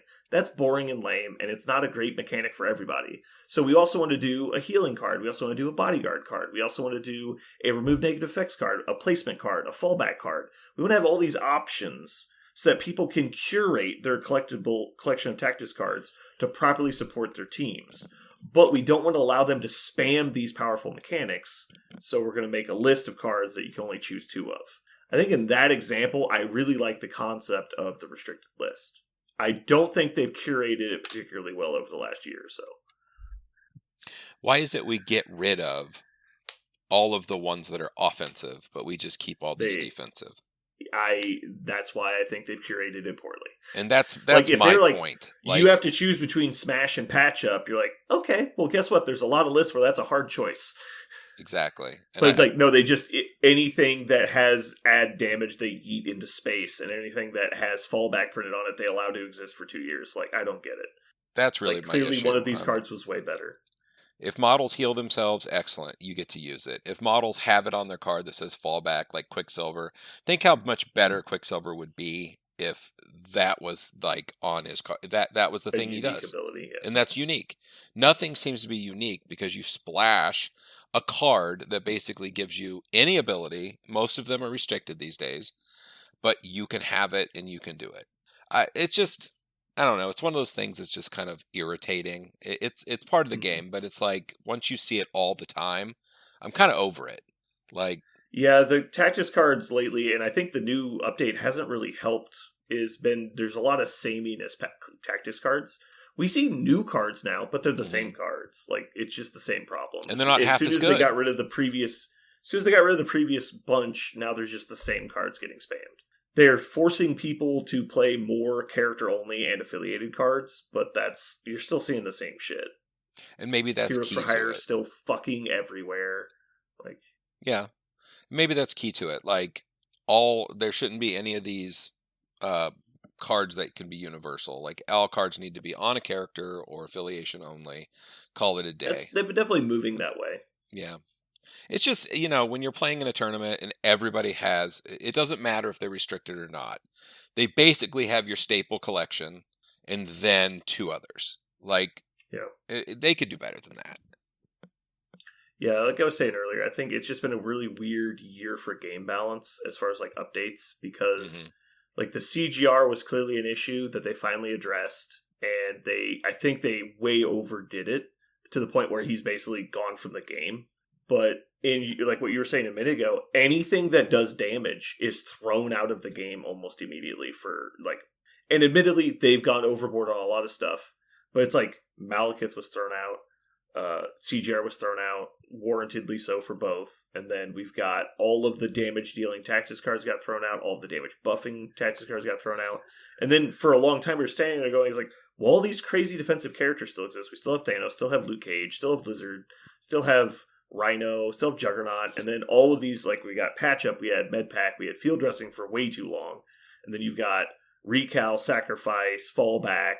And it's like you're allowing these teams like Web Warriors to just live too long, and they're just taking away all of your ability to kill them. I mean, that's the MPE they've targeted over and over and over again, right? Is the damage dealing one? Yeah. Well, it's just the idea that you don't get to activate your character, right? You brought your character, you painted it, you love your Marvel character, you put him down on the board. It's clear that AMG does not want anyone to, look at their character, move it once, and then remove it from the board after 2 turns, because that's what they don't want to see. That's all you have to do. Yeah. Fix priority, and that fixes all of that. Yeah. Anyway, can't do everything. That's a large discussion. Yeah. Yeah. The timeline, though, of like the CGR nerf into the mini extravaganza, which was, I think a lot of us, at least, I'm not sure how it was received worldwide, but I know our local area was really disappointed with it because we were expecting a character update that we didn't get. I think the new core set was very well received, but that was a little over a year ago now. Then we've gotten like there's like the new power level standard that's been released, which has been like Namor, Shang-Chi, people like that. Like the new models that are like super premium, it seems like, have kind of made a big splash, and it's hard to ignore. Well, there have been standouts, but there's also been a lot of chafe, right? Like models that have just kind of totally faded into the background instantly. Homer Simpson in the bush, right? Just slowly backed up. That's always been true in the game, though. Like you can't make every model broken. Yeah, and I don't want them to, right? Like, right. But you can't have the number of releases this game is trying to have and hit on all of them. And so if you aim for the middle and you have like a 10% error rate, let's say, you're going to miss high and low, but the misses high are going to break the game. We'll have CGRs coming out left and right. So I think what they do on models that they don't care so much about or are meant to be side characters in the game is they aim a little low below the watermark. Mm-hmm. And then if they miss high, they're just good. I think Lizard's an example of that. They're like, oh, we didn't mean for him to be the gold fucking standard of 3-point tanks. We were just like, yeah, he's a lizard. He's hard to kill. He is regenerate, and he's tough. And like, it made sense at the time. Like, but he's going to do so little damage, nobody will play him. And then they're, oops. And so I feel like that's kind of something what happened there. Okay, we've got one more piece of news, but honestly, we've been newsing for 2.5 hours. You want me to save all this for next time? What's the piece? Is it a piece or is it like a whole segment? It's like a whole segment, man. Okay. Pass. Yeah. Pass. I told you we had news. I thought we were done with the news. We've been talking about random shit for like half an hour. No, man. There's more news. But we can hold on to it. It's actually my favorite news, and I'm exhausted. Actually, I was excited to talk about that. Yeah. No, let's save it for next time. That'll be a fun conversation. Yeah, because I'm really excited. I think we're a little burnt out at this point. Yeah. I will say this. Let's end on, for me, a higher note. One of the things I do really appreciate about the state of the game right now is it's very, very dynamic. And to me, dynamic up or down doesn't matter as long as it's dynamic. I know that's weird and some people would disagree, but I really, really want a game that's constantly shifting and spinning, and I feel like that's happening right now. I do think it's a little weird that people get so upset about the spin that they want to yell about things like Brothers in Arms, which is like, dude, it's good right now. Give it a month and it would restrict itself, right? Like people just wouldn't play it as much. I think it's really weird when that happens, and it's kind of sad. But on the whole, I love the game right now. I'm really excited that there's new stuff coming out. I love that people are playing me with new things, and right now I really, really like it. It's just there are some weird choices being made, but that, say life, such is life. To follow up on you, I really dislike the churn where it feels like the game is constantly changing and there's no solid ground under my feet. I dislike that a lot. I think there is an amount that is needed and warranted, but I think you can, if you go too fast, you create more problems than being stagnant. Now, as far as recently, I actually have been more excited to build the new stuff coming out than I have been in a while. The Spider Foes box was cool. It's more fun models that I've been wanting to get out. Then the new Asgard models look cool. I fucking hate Mr. Nimbus, but we're moving past him. Then I get to Apocalypse looks sweet. I'm really excited to try Apocalypse. And then coming out soon, we've got the Monsters. The Monsters look really cool. So this has been a really, despite nothing really of note coming out other than Apocalypse, this has been a big stretch of models I'm excited to build and play with. And Jeremy hates dice. I have a new goal on Thursdays for game night. Is I'm going to play Wolverines until it's banned by AMG. That's my new goal. Even if you're not even playing those models. Parker is starting hot. All right, so how many games are you willing to invest? You just forever? You said until. Because we know you're not sticking to that. I said until, so... Okay. This is... so I'm just going to change your name to Parker the Liar. I need one... Parker won't even play Wolverines this Thursday, let alone every Thursday. According to AMG, this effect is the best effect in the game. It's automatically restricted, right? It's like it requires a restricted slot. So since I found it somewhere else in the game, it's got to be as good as a restricted card. Ergo... Auto windmill slam every game. At least one James Logan Hallett, at least one Laura Kinney, and Wolverines. Okay, cool. There's so many 15-point rosters that are totally busted too. They just nuked this one from orbit basically. Not really. They hit it, but it wasn't a nuke. But because isn't there the Red Skull Thanos team is fucking everywhere too? It's like Red Skull Thanos Zemo, and everyone's been playing it for a year, and it's nah, it's gotta get Brother Storms out of here. It's if it involves Thanos, they'll let it go. That's just how it works. They didn't. For some reason, that guy has something on them. I think there's a lot of bias involved. If he's your favorite thing in the comics, you're gonna protect him a little bit. You're gonna nurture him and make sure he's okay. That was a big problem back at Privateer Press. I'm not saying any of the current guys were responsible for that, but there was definitely there was the Crix and the Signar armies that were completely fuck busted, and they just refused to ever do anything about it.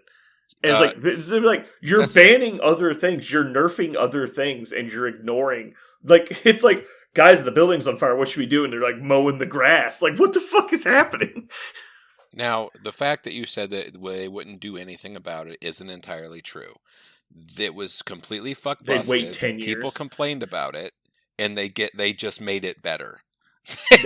Well, Crix is busted. So Haley, have you seen the Haley Signar issue? They never fixed. They did make it worse, but I think that was an accident. They made it better, sorry, and it was an accident. But the Lich Army, they did slowly sprinkle in little baby nerfs. They're well, I guess they're right. It does have a 95% win rate. Let's just we'll take one little thing away from them. And then all they did was force the players to innovate, and the list actually got better over time because the little nerfs made the list stronger. It was really stupid. Anyway, Jeremy, say your thing so we can get out of here. What's my thing? What's your closing thought? My closing thought? Dice suck. Moving on. Yeah, I'm over it. Ta-da. Hey, Jeremy. What do you call two squids that look the same? Tentacle. Oh. That was kind of sweet. I like that. That's great.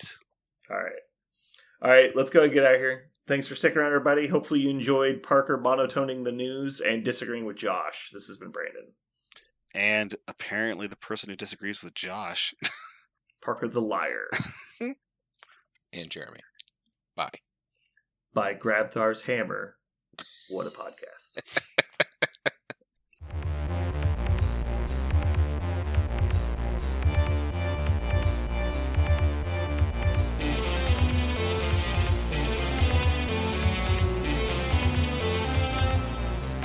So what are we going to call this thing? I got it. Okay. Incredible, new, fantastic, astonishing, mighty, original, uncanny, sensational podcast. I'm just going to put down infamous.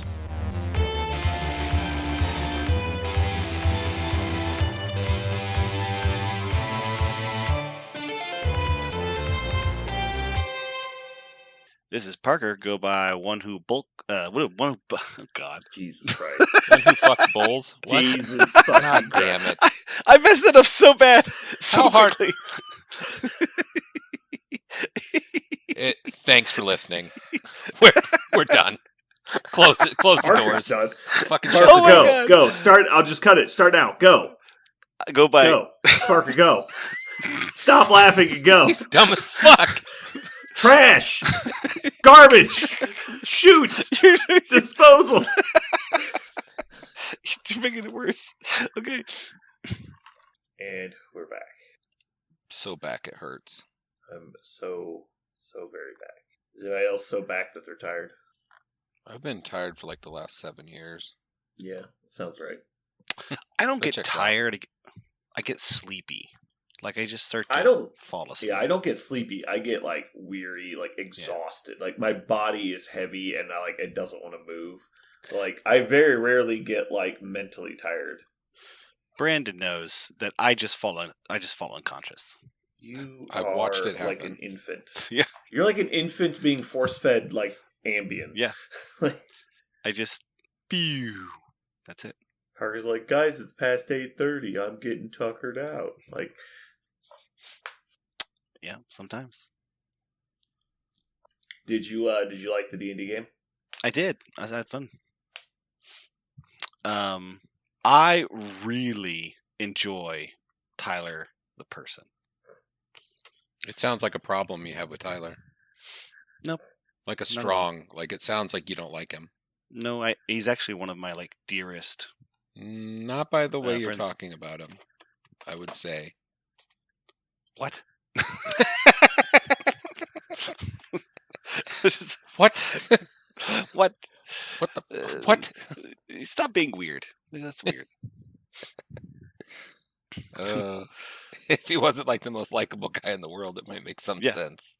Yeah, he is the most. He's just incredibly likable, and like I said, I love having him there in the game so much. I really do. So, no notes. I don't want him to change. Never change. Tyler, if not you listen to change. this, never change. Never change. I feel like that's a note. Ooh, yeah, he's starting to criticize again.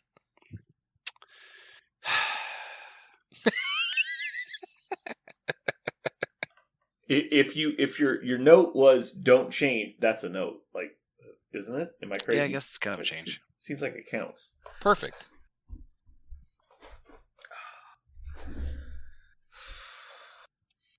Something odd happened to me today for the first time, which is Ace Hardware had a better selection than Amazon.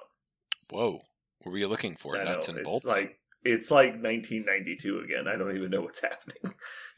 Yeah, I'm trying to get my beds leveled on my new printers, so I ordered silicone offset spacers, but they're really hard to find because there's so many of them. But Amazon doesn't have a great selection. They're really hard to find because you almost have to know the model number to really get where you're going. Because you're just silicone spacers. It's here's a bunch of the same ones. You're no, I need ones that are 12 millimeter, but there's 4 different measurements off of one. It's it could be the inside diameter, the outside diameter, the height, the width. It's the height of the inside cylinder. It's so putting the number in doesn't really help.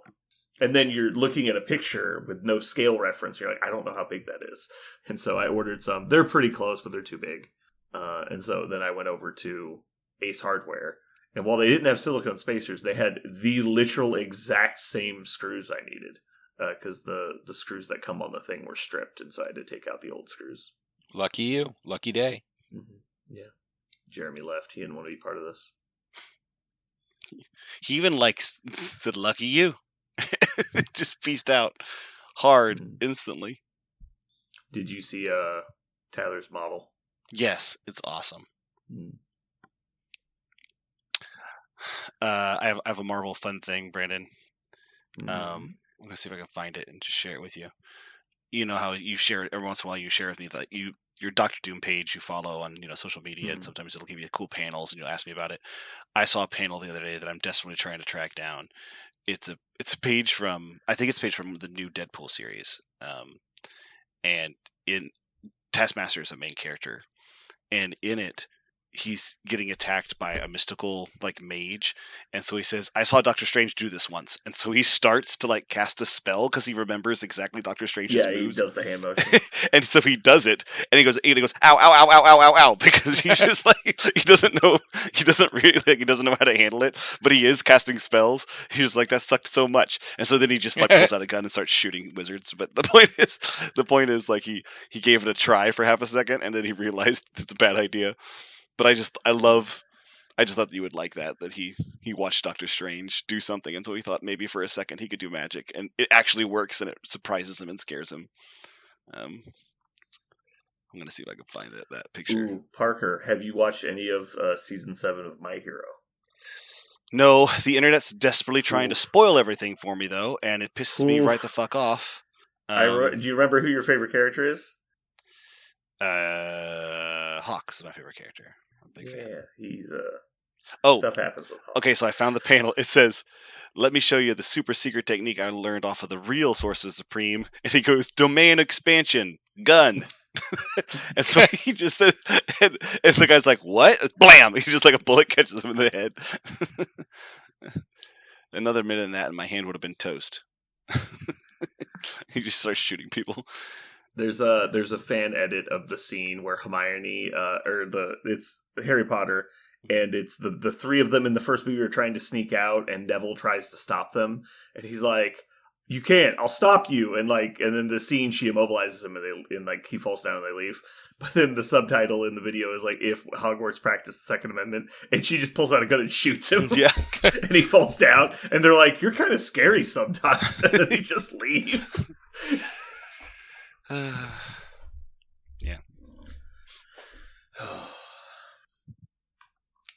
Jeremy, are you still playing Defenders in MCP? For some reason.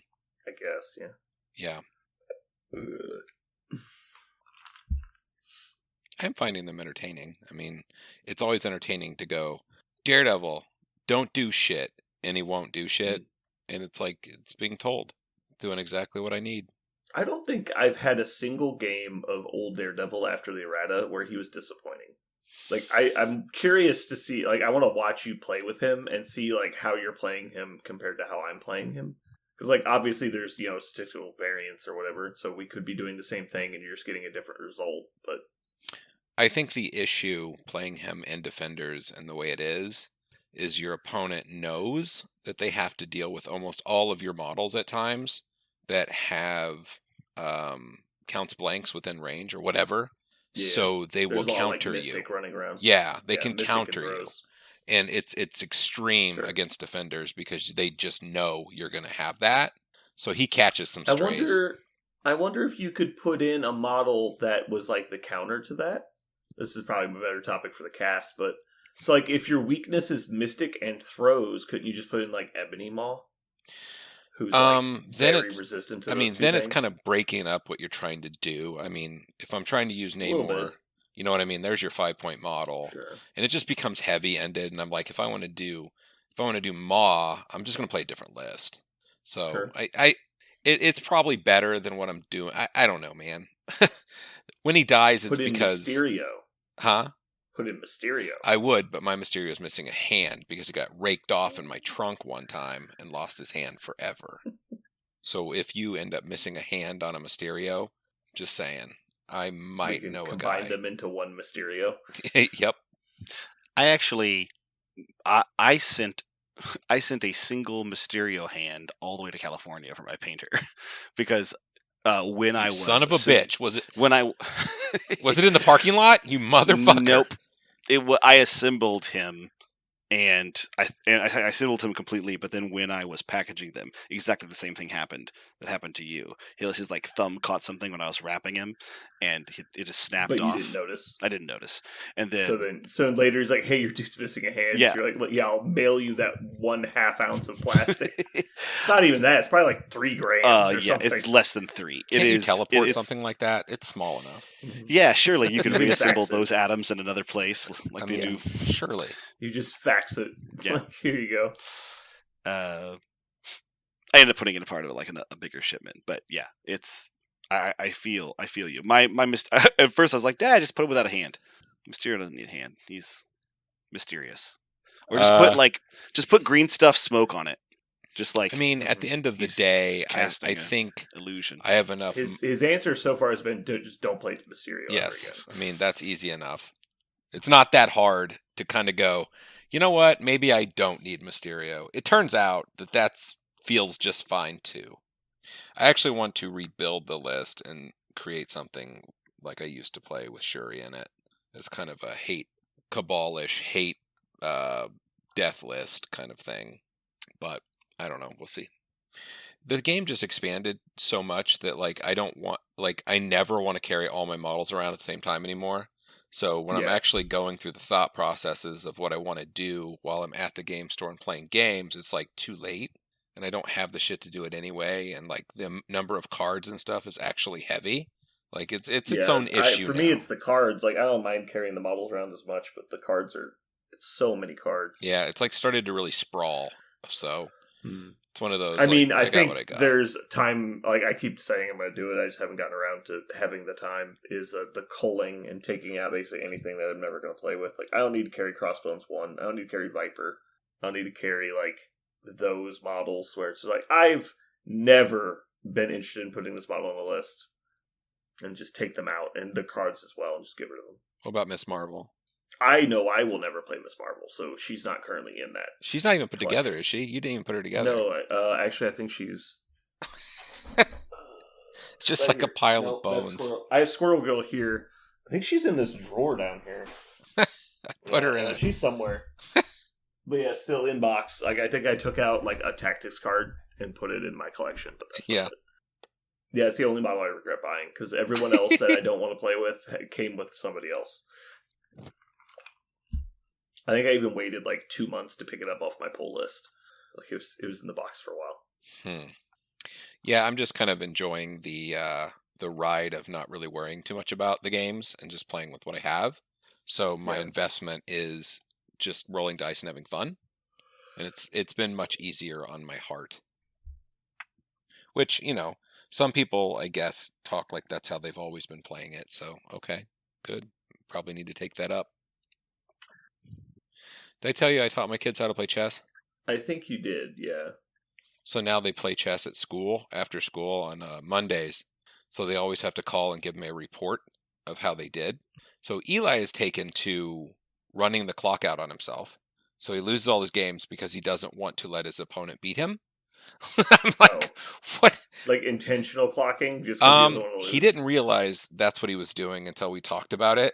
And I'm like, how come you always run out of time? He's like, well, I don't want to move anything because they'll give him a way to take my stuff. And that's exactly what he's like, he got all my stuff and I couldn't do anything or he was going to win.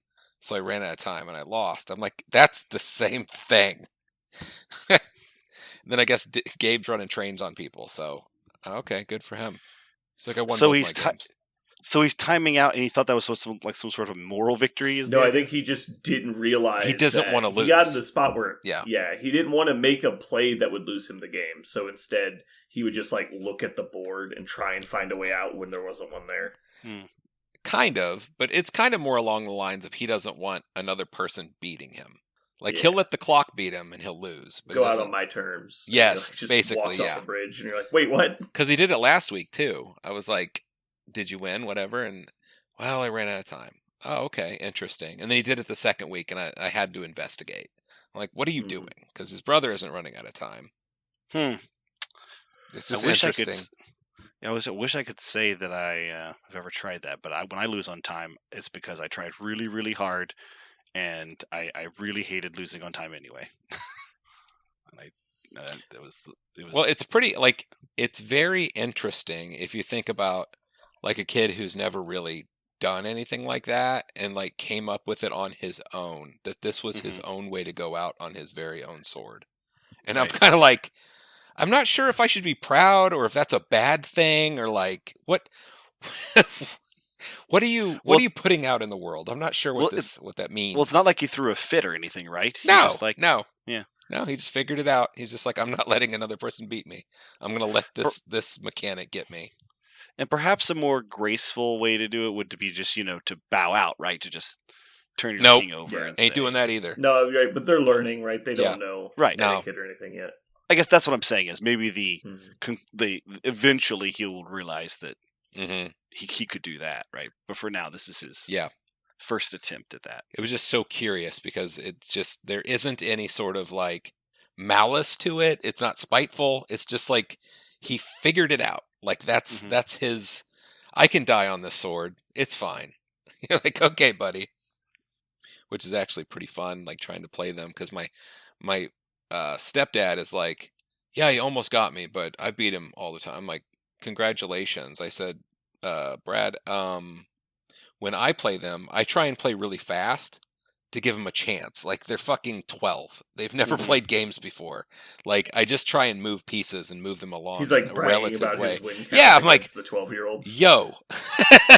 I'm like, congrats. And I suck at chess. So I'm like, yeah, I have to I just move the pieces and then see what they can do about it. It's like, whatever, dude. I think chess is really interesting, but I think it has really diminishing returns on, like, I don't know, intellectual value after a while. Not that the game doesn't, it's just I get bored with it very quickly once you start getting into, like, the formulaic play. Yeah, I really enjoyed chess until I played somebody who had gotten to that level where they had learned formula. And so I was like, wow, that was really interesting because I recognized that they were doing something different than I was doing. And then they told me, like, oh, no, I just did these plays. And they, like, showed me the book and showed me at that point. Yeah, you just do these 8 scripted plays. And I was like, and you know what that did to me? I immediately went, oh, man. Like, I got instantly really disappointed. Yeah, like I was like, and you suddenly didn't care about the game at all. Yeah, it just because you're not playing that player, you're playing everyone who's ever come before it and mathing it out, and then they're just parroting it at you. And you're like, okay. That same friend loved playing StarCraft for the same thing, and he showed me and I enjoyed playing StarCraft, but he's like, this is how you actually play StarCraft if you want to win, and he showed me like the timing windows and all that stuff, you're like if you're doing like two farm mech or whatever, like you just showed me. He's like, at exactly. I was actually about to use that as an example. Yeah. Is like StarCraft exactly. Yeah. It's exactly because like you just like have a build script. You're like, I build these 11 things in this order, and half of those are builders or whatever. But the order in which you build them is very important. And then it's like, and then you select the things you built at that point. You right click the enemy base, and then you just keep going. And then it's like, and just the further you get into the game, you just a bigger script to remember until eventually your opponent starts doing things to fuck with you. It's also the thing that really, again, it made me really sad because as soon as I saw it, they're like, in exactly 1 minute and 17 seconds, build this. And I went, wait, what? So like, I know every single game at 1 minute and 17 seconds, I'm doing that. Like, that's how this game is going. And you know what your opponent's doing as well. Like, it's so scripted into that. Yeah. Yeah. And if they're doing it, they're behind, and you're going to get them. There are like some like really risky plays you can do. Like 6 pool was a thing where it's like the fastest you can legally get a spawning pool out is 6 pool, I think, or maybe there's 4 pool. You build 4 workers, then a spawning pool, and then you start making Zerglings, and you can deliver Zerglings to the enemy base scripted before they should have any combat pieces. And you can catch them off guard if they're not really paying attention. Because if they don't notice you coming into the base fast enough, you can do devastating damage to their worker line. But you won't win, you'll just completely slow them down, and you'll buy more time than you spend on your strategy. But if they see you coming early enough, they'll actually build like 2 fighters before they can get in, and that's why everyone scouts, to prevent that kind of stuff. And so at high level play, you're weaponizing the script against each other, which is somewhat interesting. But just regular people doing like silver ranked games, yeah, it's boring as fuck. Well, what it did is, and I see that, right? Like at the highest level of play, people are, if I know that you know that I know that you know that you that I know that you know, and like that kind of thing, I think is appealing. But that's not the kind of thing that's appealing to me. I want to be able to go into. That's why tabletop games without, with just like they're too complex to script. Yeah, exactly. Yeah, that's what I've always been like. Okay, what do you do first? As it turns out, there are way more things than you could ever possibly count to do first, and then I go, cool, let's play that. Yeah, you choose one. Choose one of the several. Kind of nice with my boys learning chess, because I've gone through phases where I was like, you know what, I'm enjoying this, I'm going to keep doing it with chess, and I would like it, and then all of a sudden I'm just like, this is fucking stupid. Like end game would always destroy me because I just didn't have far enough thinking about it. And I'm like, whatever, if I can't end game it, when you both have 8 pieces left, like I'm just like, forget it, I'll never get you. But, playing someone like my boys who just learned and just kind of watching them be creative and kind of do their own thing, it's actually very interesting again. When there's no like script or outside information, they're just doing their best really with it. Yeah, like, yeah. Oh, I didn't see that, and I'm like, oh shit, I trapped myself. Yeah, like I've always been like when it comes to collectible card games, I'm always so against people that just look up deck lists online. Like that's the least fun part. Learning to play a deck that's already like dialed in is the least fun part of the game. Discovering like what you like about a deck and then enhancing it in that direction. Those are the fun parts of the game. And other people are just like, yeah, I got this deck list from this guy who's won like 3 tournaments. So I just bought all the cards online and I'm sleeving it right now. You want to play? And I'm like, not really. Like I'm not like afraid of losing because a lot of the time they don't know how to play the deck well enough to actually pilot it. But it's just like all the souls out of it. It's no longer fun. Yeah, it's not your tool. It's just a tool. Like I just, that's one of the best parts to me of any game that I enjoy is the creativity, the self-discovery, those things, the moments where you feel smart or feel stupid, whatever. Well, just the moment of discovery, really, right? When you had an idea, like you've read all of the content, all the cards or whatever it happens to be for the game. You're like, I've looked at all the cards. I've noticed this pattern that's kind of intriguing. So I'm going to look up all the cards that do this kind of thing and then try and find something that synergizes well with it. And you just start dragging these pieces together and start getting them to fit together in the right way and then cutting them down to the right size to fit into a deck. And then you start experimenting. You're like, hey, yeah, this has some stuff going on. And then, tweaking it from there and building into something that's like a well-oiled machine. That's the really cool part. But if you just copy my deck, take a screenshot of it and like download it and like, okay, like you missed the fun part. Like you're only experiencing the end. The good news is I'm never able to actually use anything anyone else created. I'm just not. I just fumble about and fuck it all up, and I'm like, this is terrible. No, it's like, no, it's actually really good. You're just not getting it. I'm like, yeah, because I didn't discover it on my own. Like I don't. Different play styles will obviously lean into making different decisions. Like you'll be too aggressive or too defensive depending on your play style, and eventually you could learn to play it very well. But more often than not, it's just you going, why do I not have the tools that I need to accomplish my goal? Well, it's because your goal is wrong, right? Like your goal is not the same goal as the guy who built it. Especially when it's like really weird combo decks where it's like, well, I would never do that. That's stupid. It's like, well, it's not stupid in this deck. It works. And you're like, oh, I just didn't know. You got to do the other 2 things first, which are the reason it's in there anyway. You're like, ooh, well, I don't like that. It's dumb. And half the time, honestly, in Magic decks, there's like some weird rules loophole you don't understand, which is why you think the deck doesn't work. Like one of the weird ones I remember Richard showing me was the Valakut, the Molten Pinnacle, is a Magic legendary land.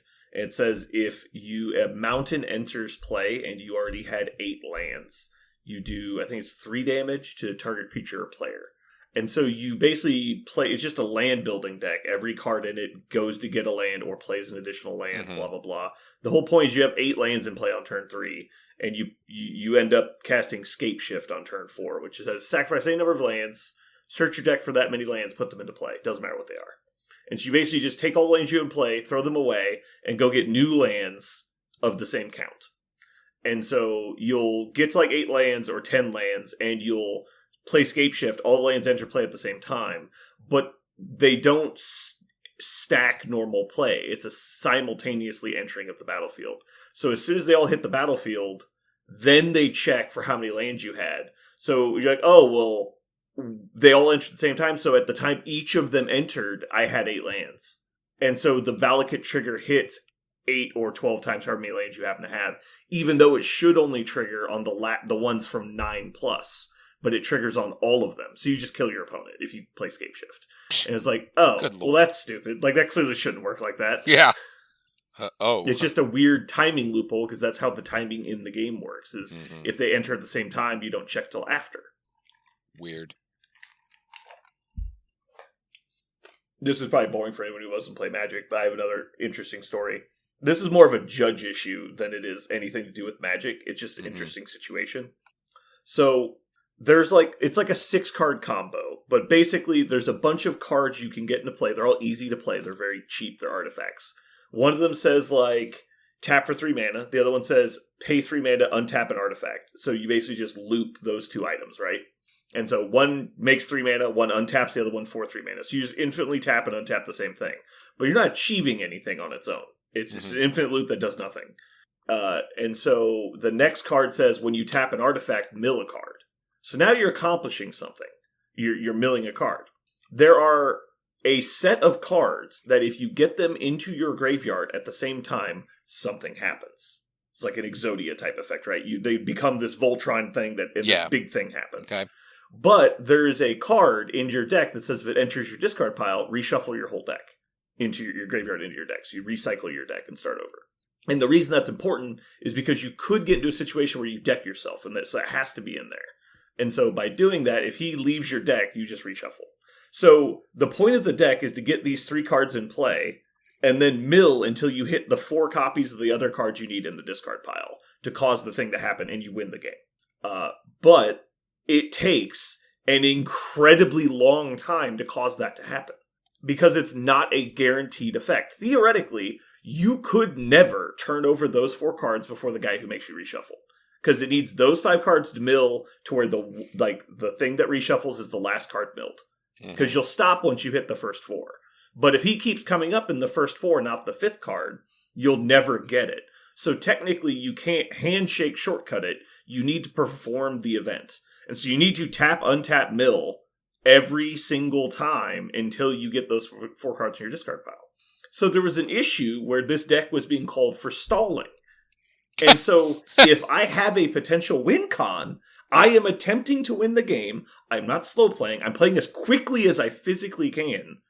Is that stalling or is it not stalling? Oh, and so this was a huge contentious rules debate. It's like, well, but they're eating all the time. It's like, but they're doing stuff. It's like, but they're doing the same thing over and over again. It's like, yeah, but they're trying to achieve a result. It's like, if I flip this coin heads 10 times in a row, you lose the game. And it costs nothing to activate. And you're like, is that stalling? Because technically he could never flip 10 in a row. And so we just sit here and he flips the coin indefinitely until he gets the effect. Because the only result that can happen is you are going to lose as the opponent. It's like, there is no situation in which he will lose the game on this turn. But there is a eventual likelihood that you will lose the game. So it's like, what do you do? Is it okay? Do they call stalling? Do they not call stalling and just watch it happen? Do you just handshake the guy loses? So it's just a really weird thing. They ended up saying that he was stalling. They basically said that as soon as the opponent called judge, they gave him 2 minutes to do it. And if he couldn't do it in 2 minutes, then they basically said stalling, you have to end your turn. Which in my opinion is bullshit, because he is not stalling. That's in no way the intent of stalling. Mm-hmm. I mean, if they're going to allow infinite loops in that way, I mean, that's the problem. There are infinite loops in the game and they are accepted, but they're only accepted primarily because they do what's called shortcutting. It's like, I have this thing, I do all this stuff, blah, blah, blah, I tap, untap, create mana, blah. I get to the end of the loop and I go, okay, that was 1. According to the game rules, you have to repeat it 3 times and prove that the effect is repeated. And as long as the game effect ends in the exact same way and nothing changed in the interaction loop, it is considered a closed loop. And now you can do that a number of times by just declaring it. Mm-hmm. So if I'm play this creature, tap her for 1, blah, blah, blah. This guy untaps it. I've generated 1 mana, and I'm back in the original board state. You do that 2 more times. You're like, all right, now I have infinite mana. Mm-hmm. And so in this example, but because it's a chaotic event, it cannot be looped, because when you mill the reshuffle card is unknown. Yeah, nope. I find stuff like that fascinating. It is. It's very interesting, but again, it's like, Jesus Christ, is that the intent? Like, come on. Like, you need a better... Well, because the way this is actually practically applied in the game is going to be completely determined by what the judge says. Because if the judge says this is not stalling, he is allowed to do this because he is attempting to achieve victory in a timely manner, and as in the most timely manner he can. And so in that case, once he has the board state, your opponent concedes because they want to go to the next game because they might win that one. And so there's a lot of times where you can get in an infinite loop, and it's advantageous for me, the opponent, to scoop before he wastes all the time. But because this is a not guaranteed win con, it's just different. It was very odd. There's got to be a percentage, right, of the win condition? Oh, it's like 99.9999999% you win the game. Yeah. The only way it doesn't happen is if it's a incredibly unlikely sample size. But it is not guaranteed. Like, you could flip a coin infinitely and never get a tails, technically. It's completely illogical and improbable, but technically it can happen. And so that's what you're at. It's like... It's one of those, Alexa, generate me a number between 1 and 1,000. If it's 1,000, you fail. You know what I mean? Yeah, basically. I think it's less likely than that given a large enough sample size of time. So if a round in Magic is 55 minutes, and you spent 20 minutes in game 1, I've got 35 minutes left, the odds of me not accomplishing it are very small. Like, incredibly small. Now, the problem with that is if I take all 34 minutes of my 35 allotment, we have 1 minute to play game 3. And so that's a problem. Oh, those are broken down like that? You need to play 3 games in a matter of... You have to play best of 3 in the time allotted. And so if you're in that situation, once he achieves the loop, he can't lose that game. But if I won game 1... I have to hope he can't do it in 35 minutes, because if he doesn't do it in 35 minutes, I win, because game 2 was a draw, because he didn't complete the game, and I won game 1. But if he completes the loop after 30 minutes, then we have to play game 3 in 5 minutes, and I might not win that.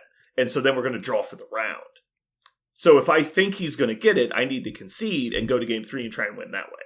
And so it's just this really weird, like, rules problem that has nothing to do with the game itself. Mm-hmm. Is that actually an active deck right now? Can people play that you're talking about? I think it lost favor because of the judge ruling. Because that was made by, I think it was a level 3 judge. It was like a convention head guy. They had a rules committee meeting about it and said that this is how it's going to work. And now that that's been the set precedent, they're going to continue ruling it. It's now in like the FAQ. It's like, if this happens, this is the result. And so that you get like a few minutes to do it, but now it's incredibly inconsistent, so nobody's playing it. Gotcha. What was just the other? Imagining a guy just shuffling and reshuffling, reshuffling, and how that person probably smells and what their hair looks like. Because that's not playing the game, right? Like that to me always is kind of irritating. Actually, I think that is exactly Magic, right? That is exactly Magic together. Okay. You know, back in the day when some monsters fought and you had trample and it was like, ta-da, I got one through. Like, that game doesn't exist anymore, like, really in that form. So, okay. I know a lot of people that follow the competitive Magic scene that don't really play anymore, and so they tell me all these stories. I think the stories are way better than playing. Oh, yeah, for sure. There was another one. There was a real... I think gamesmanship is the friendliest term that I could use for this strategy this one guy kept using. And so you've been in this situation where I played against this deck 100 times. I know what happened. Like, when he gets to this point, the game ends and he wins. And so he goes to a tournament. He's playing, I think they're playing Modern or Legacy. And the deck basically says, I draw a bunch of cards, I get a bunch of mana, and I play this 2-card combo out of my hand. But once he starts the train, it's over, right? If he gets the one card he needs to draw in the first hand, it's once he hits the combo, he draws like 5 cards. If he gets it, it's over, because it's gonna happen. It's just when it happens. And so they were playing in a match for like the semifinals at a local-ish event. It wasn't at our store, but it was semi-local.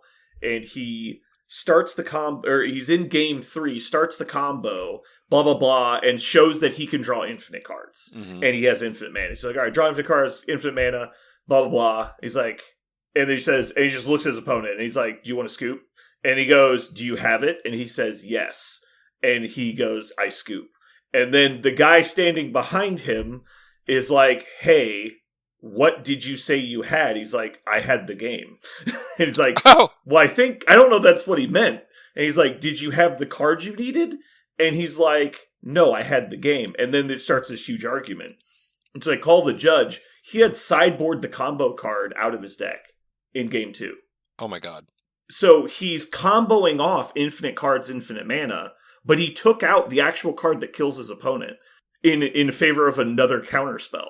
And so he would just get to the point where he would draw his whole deck with infinite mana, and his opponent would just scoop, because that's what you do. And so he was just gamesmanshiping that he had the kill con, and he had no way to win the game. And he had won like 3 rounds in a row doing this.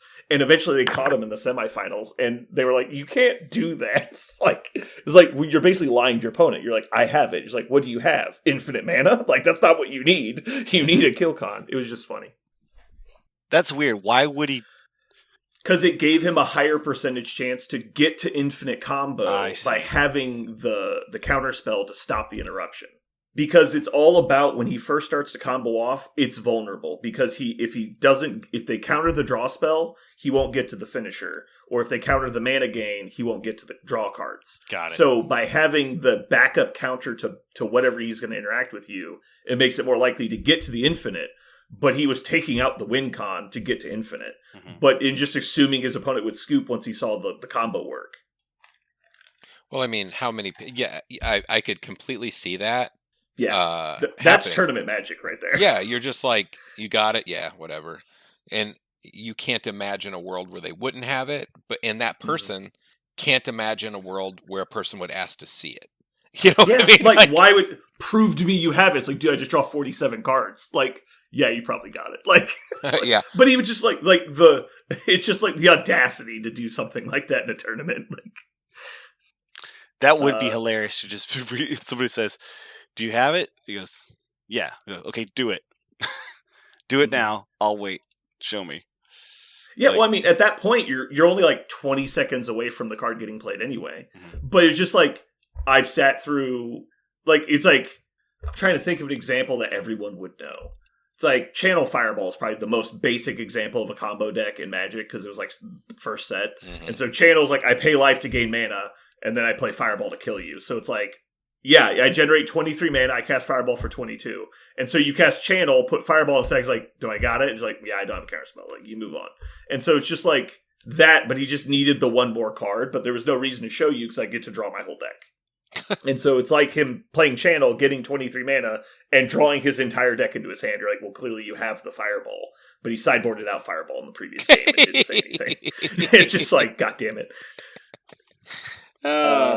What was the other one? There's one more really good one. Oh, yeah. There was a guy playing... This is a modern format Magic game. They were playing in a big tournament. This was a hugely popular streamed game at like a big convention. And so the guy's playing just Elf Tribal, just a bunch of elves running at you. The other guy's playing a Show and Tell deck. Do you know what Show and Tell does in Magic? Nope. It's a spell. You both reveal a card from your hand. You both get to play it for free. And so against elves, where you have a bunch of 1/1s and 2/2s, it's pretty terrible. And when you're playing blue and you've got 15 cost behemoths that have like crazy effects, he's playing Eldrazi, which are like the elder gods in Magic. They're completely fuck busted. They're just really expensive. And so he's like, I summon fucking Kukulkan or whatever, and it's like 15/15 when he enters the battlefield. You get 2 extra turns. He can't be destroyed. He has 16 damage. Like, okay, this is just insane. And so he loses the first game. Sideboards. Mulligan's down to 3 in game 2, the elf player does. And he's like, okay, turn 1, blah, blah, blah, play these cards, show and tell. And they both reveal Emrakul. It's because he had sideboarded out his elves for 1 copy of the Elder God that the other guy was playing. And he just mulliganed until he got it. And they just slam it down. But because he plays it on his turn, his Emrakul can't attack. And so he goes to the next guy's turn. He's like, attack. you lose the game. Sorry, buddy. And so he dies the other guy's Emrakul.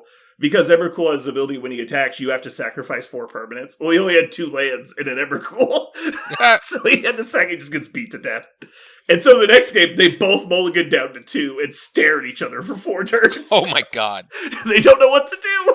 It's such a weird board state. Wow. It's like both people are playing Russian roulette. It's like, what are we doing?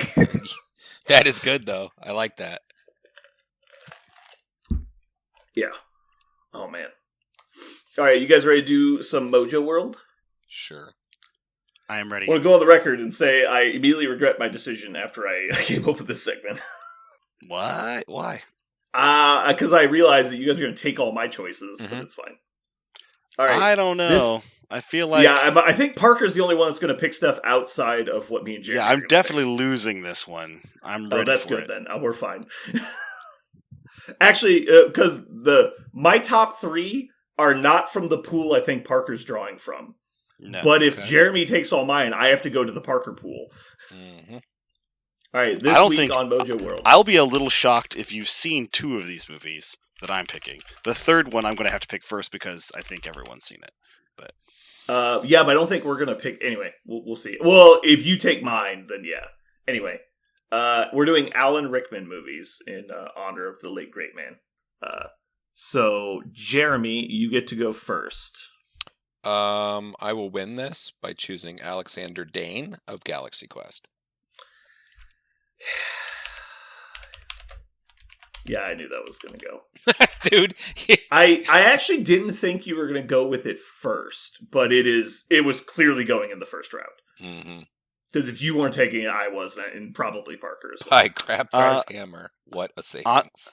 Honestly, and this is controversial, the movie's just fine to me. Like, I get I it's will so kill awesome. you. You are risking life and this limb is at this the moment. wrongest he's ever been. This is I'm worse sorry. than Yeah, the all trees. those times he was condescending to people, it was fine compared to now. It's worse than the trees episode. The movie is really fun, but I've never been a fanboy of it. I know a lot of people are, and they really like it. So, like, trying to describe depression to somebody who has never experienced it is supposedly impossible. However, the moment when he says, "What a savings," I think I know what depression is. Like, it is the single best scene of acting I've ever seen. He would rather bite off his own tongue and swallow it than say those words. Dude, it's so good. It's such a great scene. Oh, man. Okay, Parker, you're up next. I'm going to go with the first of my 3 ones I don't think anyone's ever seen, which is Robin Hood, Prince of Thieves. Of course everybody's seen it. Good. That's a great one. Movie. I love Robin Hood. Yeah, I kind of thought that would make the list. Why a spoon? 'Cause it would hurt more. That line defined, like, a lot of my childhood. It gets dull, you twit, it'll hurt more. There's a lot of... yeah. There's a lot of lines. He was the sheriff, right? Yep. Mm-hmm. Yeah, no, great casting for the sheriff. So I'm going to go with the movie that I thought Jeremy was going to pick first, Die Hard. No, okay, that's fine. I think it's on my list. It's on my list. However, I have a strong number 2. I have a very strong number 2 as well. Dogma. Fucker. Yeah, I knew it. There's no chance Dogma was getting back to you. I'll trade you Dogma for Galaxy Quest right now. Wrong. Yeah, that's what I thought. All right, Parker, you're up next. I'm going to continue with things none of you guys have seen and go with Sweeney Todd, Demon Barber of Fleet I have Street. not seen that. I've always wanted to. I haven't seen it either. It's wonderful. It's a fantastic movie. I've seen a couple clips, and I know a lot about it. But all right, Jeremy, your final 2 picks. I'm going to do... Now that I've gutted you. Harry Potter, choose one. Doesn't matter.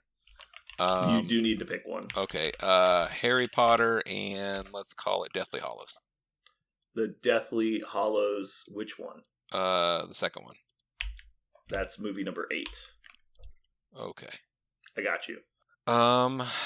Man, I really wanted Die Hard to work out for me.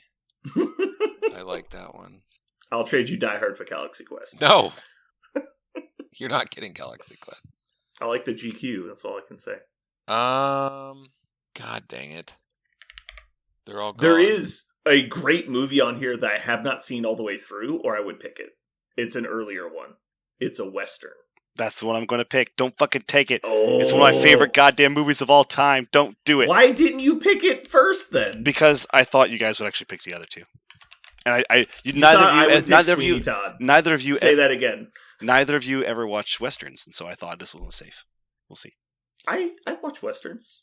I'm gonna go with Hitchhiker's Guide to the Galaxy. He's a computer was my voice. last one. Yeah, that one was really, really, really good. I love that one too.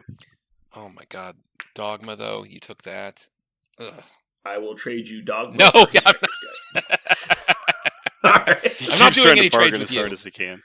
I had to take Dogma. I knew Dogma was on your list. Yeah, it totally was. I thought Hitchhiker's Guide had a small chance of getting back. Are you sure you don't want to choose Quigley Down Under? Wait. I'm taking it. Shut up. Parker's like, stop ruining my life. I want that movie so bad. All right. Quigley Down Under for Parker. I've actually watched that movie recently. It holds up. Yeah. I like me some Tom Selleck, and I like Quigley. So, or Alan Rickman. Quigley. So, Quigley. I like Quigley. All right. I really didn't want to have to resort to Potter movies, but you guys have taken a lot of good ones. No wonder you made me choose. I did make you choose because it's going to be relevant. Dirty fool. And you chose the wrong one. You chose the only one he's not in. He's in it. He's not. He's in a flashback scene. Whatever.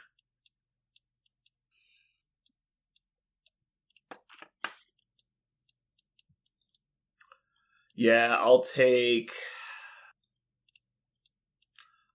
Harry Potter 4. Not because it's the best movie, but because I think it has his best scenes in it. You get to see his interaction with the other two Order of the Phoenix members and stuff, as where like a lot of the other movies, he's just a random bad guy, and so I'll pick for that reason. But I think 7 is the best movie, and it's probably got his best line in it. Anyway, my only honorable mention that I really didn't want to have to go to because the other ones are so much better, but I actually like Love Actually. I've always enjoyed it. Love Actually. He plays one of the main characters, or one of the, because it's a series of vignettes, right? He plays one of the vignettes. Oh, okay. I don't think I've seen this movie, but I've seen I know of it. Okay. I don't know if this is honorable mention. I have to ask a question. Did you guys know he was in Family Guy? I can't remember what he did in Family Guy, but yes, I wait. Is it not Family Guy? What was it? He just does like a voice cameo, right? He doesn't. It's a one episode. He's like King Harry or something. Mm-hmm. I was scrolling. I was like, "What the fuck?" I don't remember that. It's not like I don't think it's a noteworthy performance. Yeah. No, I'm mad because I can't find it. He had to be in a Simpsons episode, right? Like everybody's in Simpsons. Yeah. Yeah. Man, I saw it. King of the Hill. Sorry, it was King of the Hill, not Family Guy. Sorry. He was in one episode of King of the Hill in 2002. Anyway, we did it. Yeah. That was better than I thought. Parker really helped us out by choosing from a different pool. Yeah. Honestly, I've seen Alan Rickman movies, but I've seen the ones I mentioned. I have seen Die Hard, obviously, but have you watched that Robin Hood in a while? Because the rape thing he does in the castle is very hard to watch. Oh no, really? Not since no. It's not okay. Like it's really cringy and like, ooh, fuck, that guy needs to die. Well, I mean, he's supposed to be. Well, the thing is, the whole movie is kind of light in that, like, you know what I mean? It's like fun and like kick-ass lines and whatever. Yeah. And like, he's pretty much like raping her in the castle. It's fucked up. Oh, like after he abducts her from the wedding, and the mom or the witch mom or whatever's in the corner, like yelling. Yeah. Yeah, that sounds terrifying. It's pretty awful.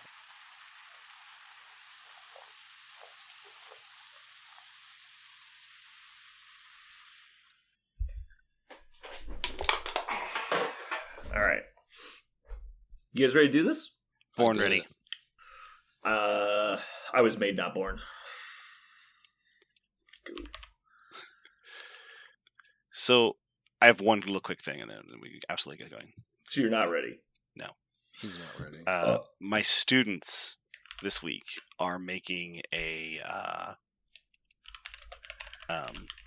analogy, right? Like a cell analogy. And that's the project that we're doing. And getting them to ask and like answer simple, obvious questions, kind of like what you just said, just like how am I not myself kind of questions, like has been so difficult.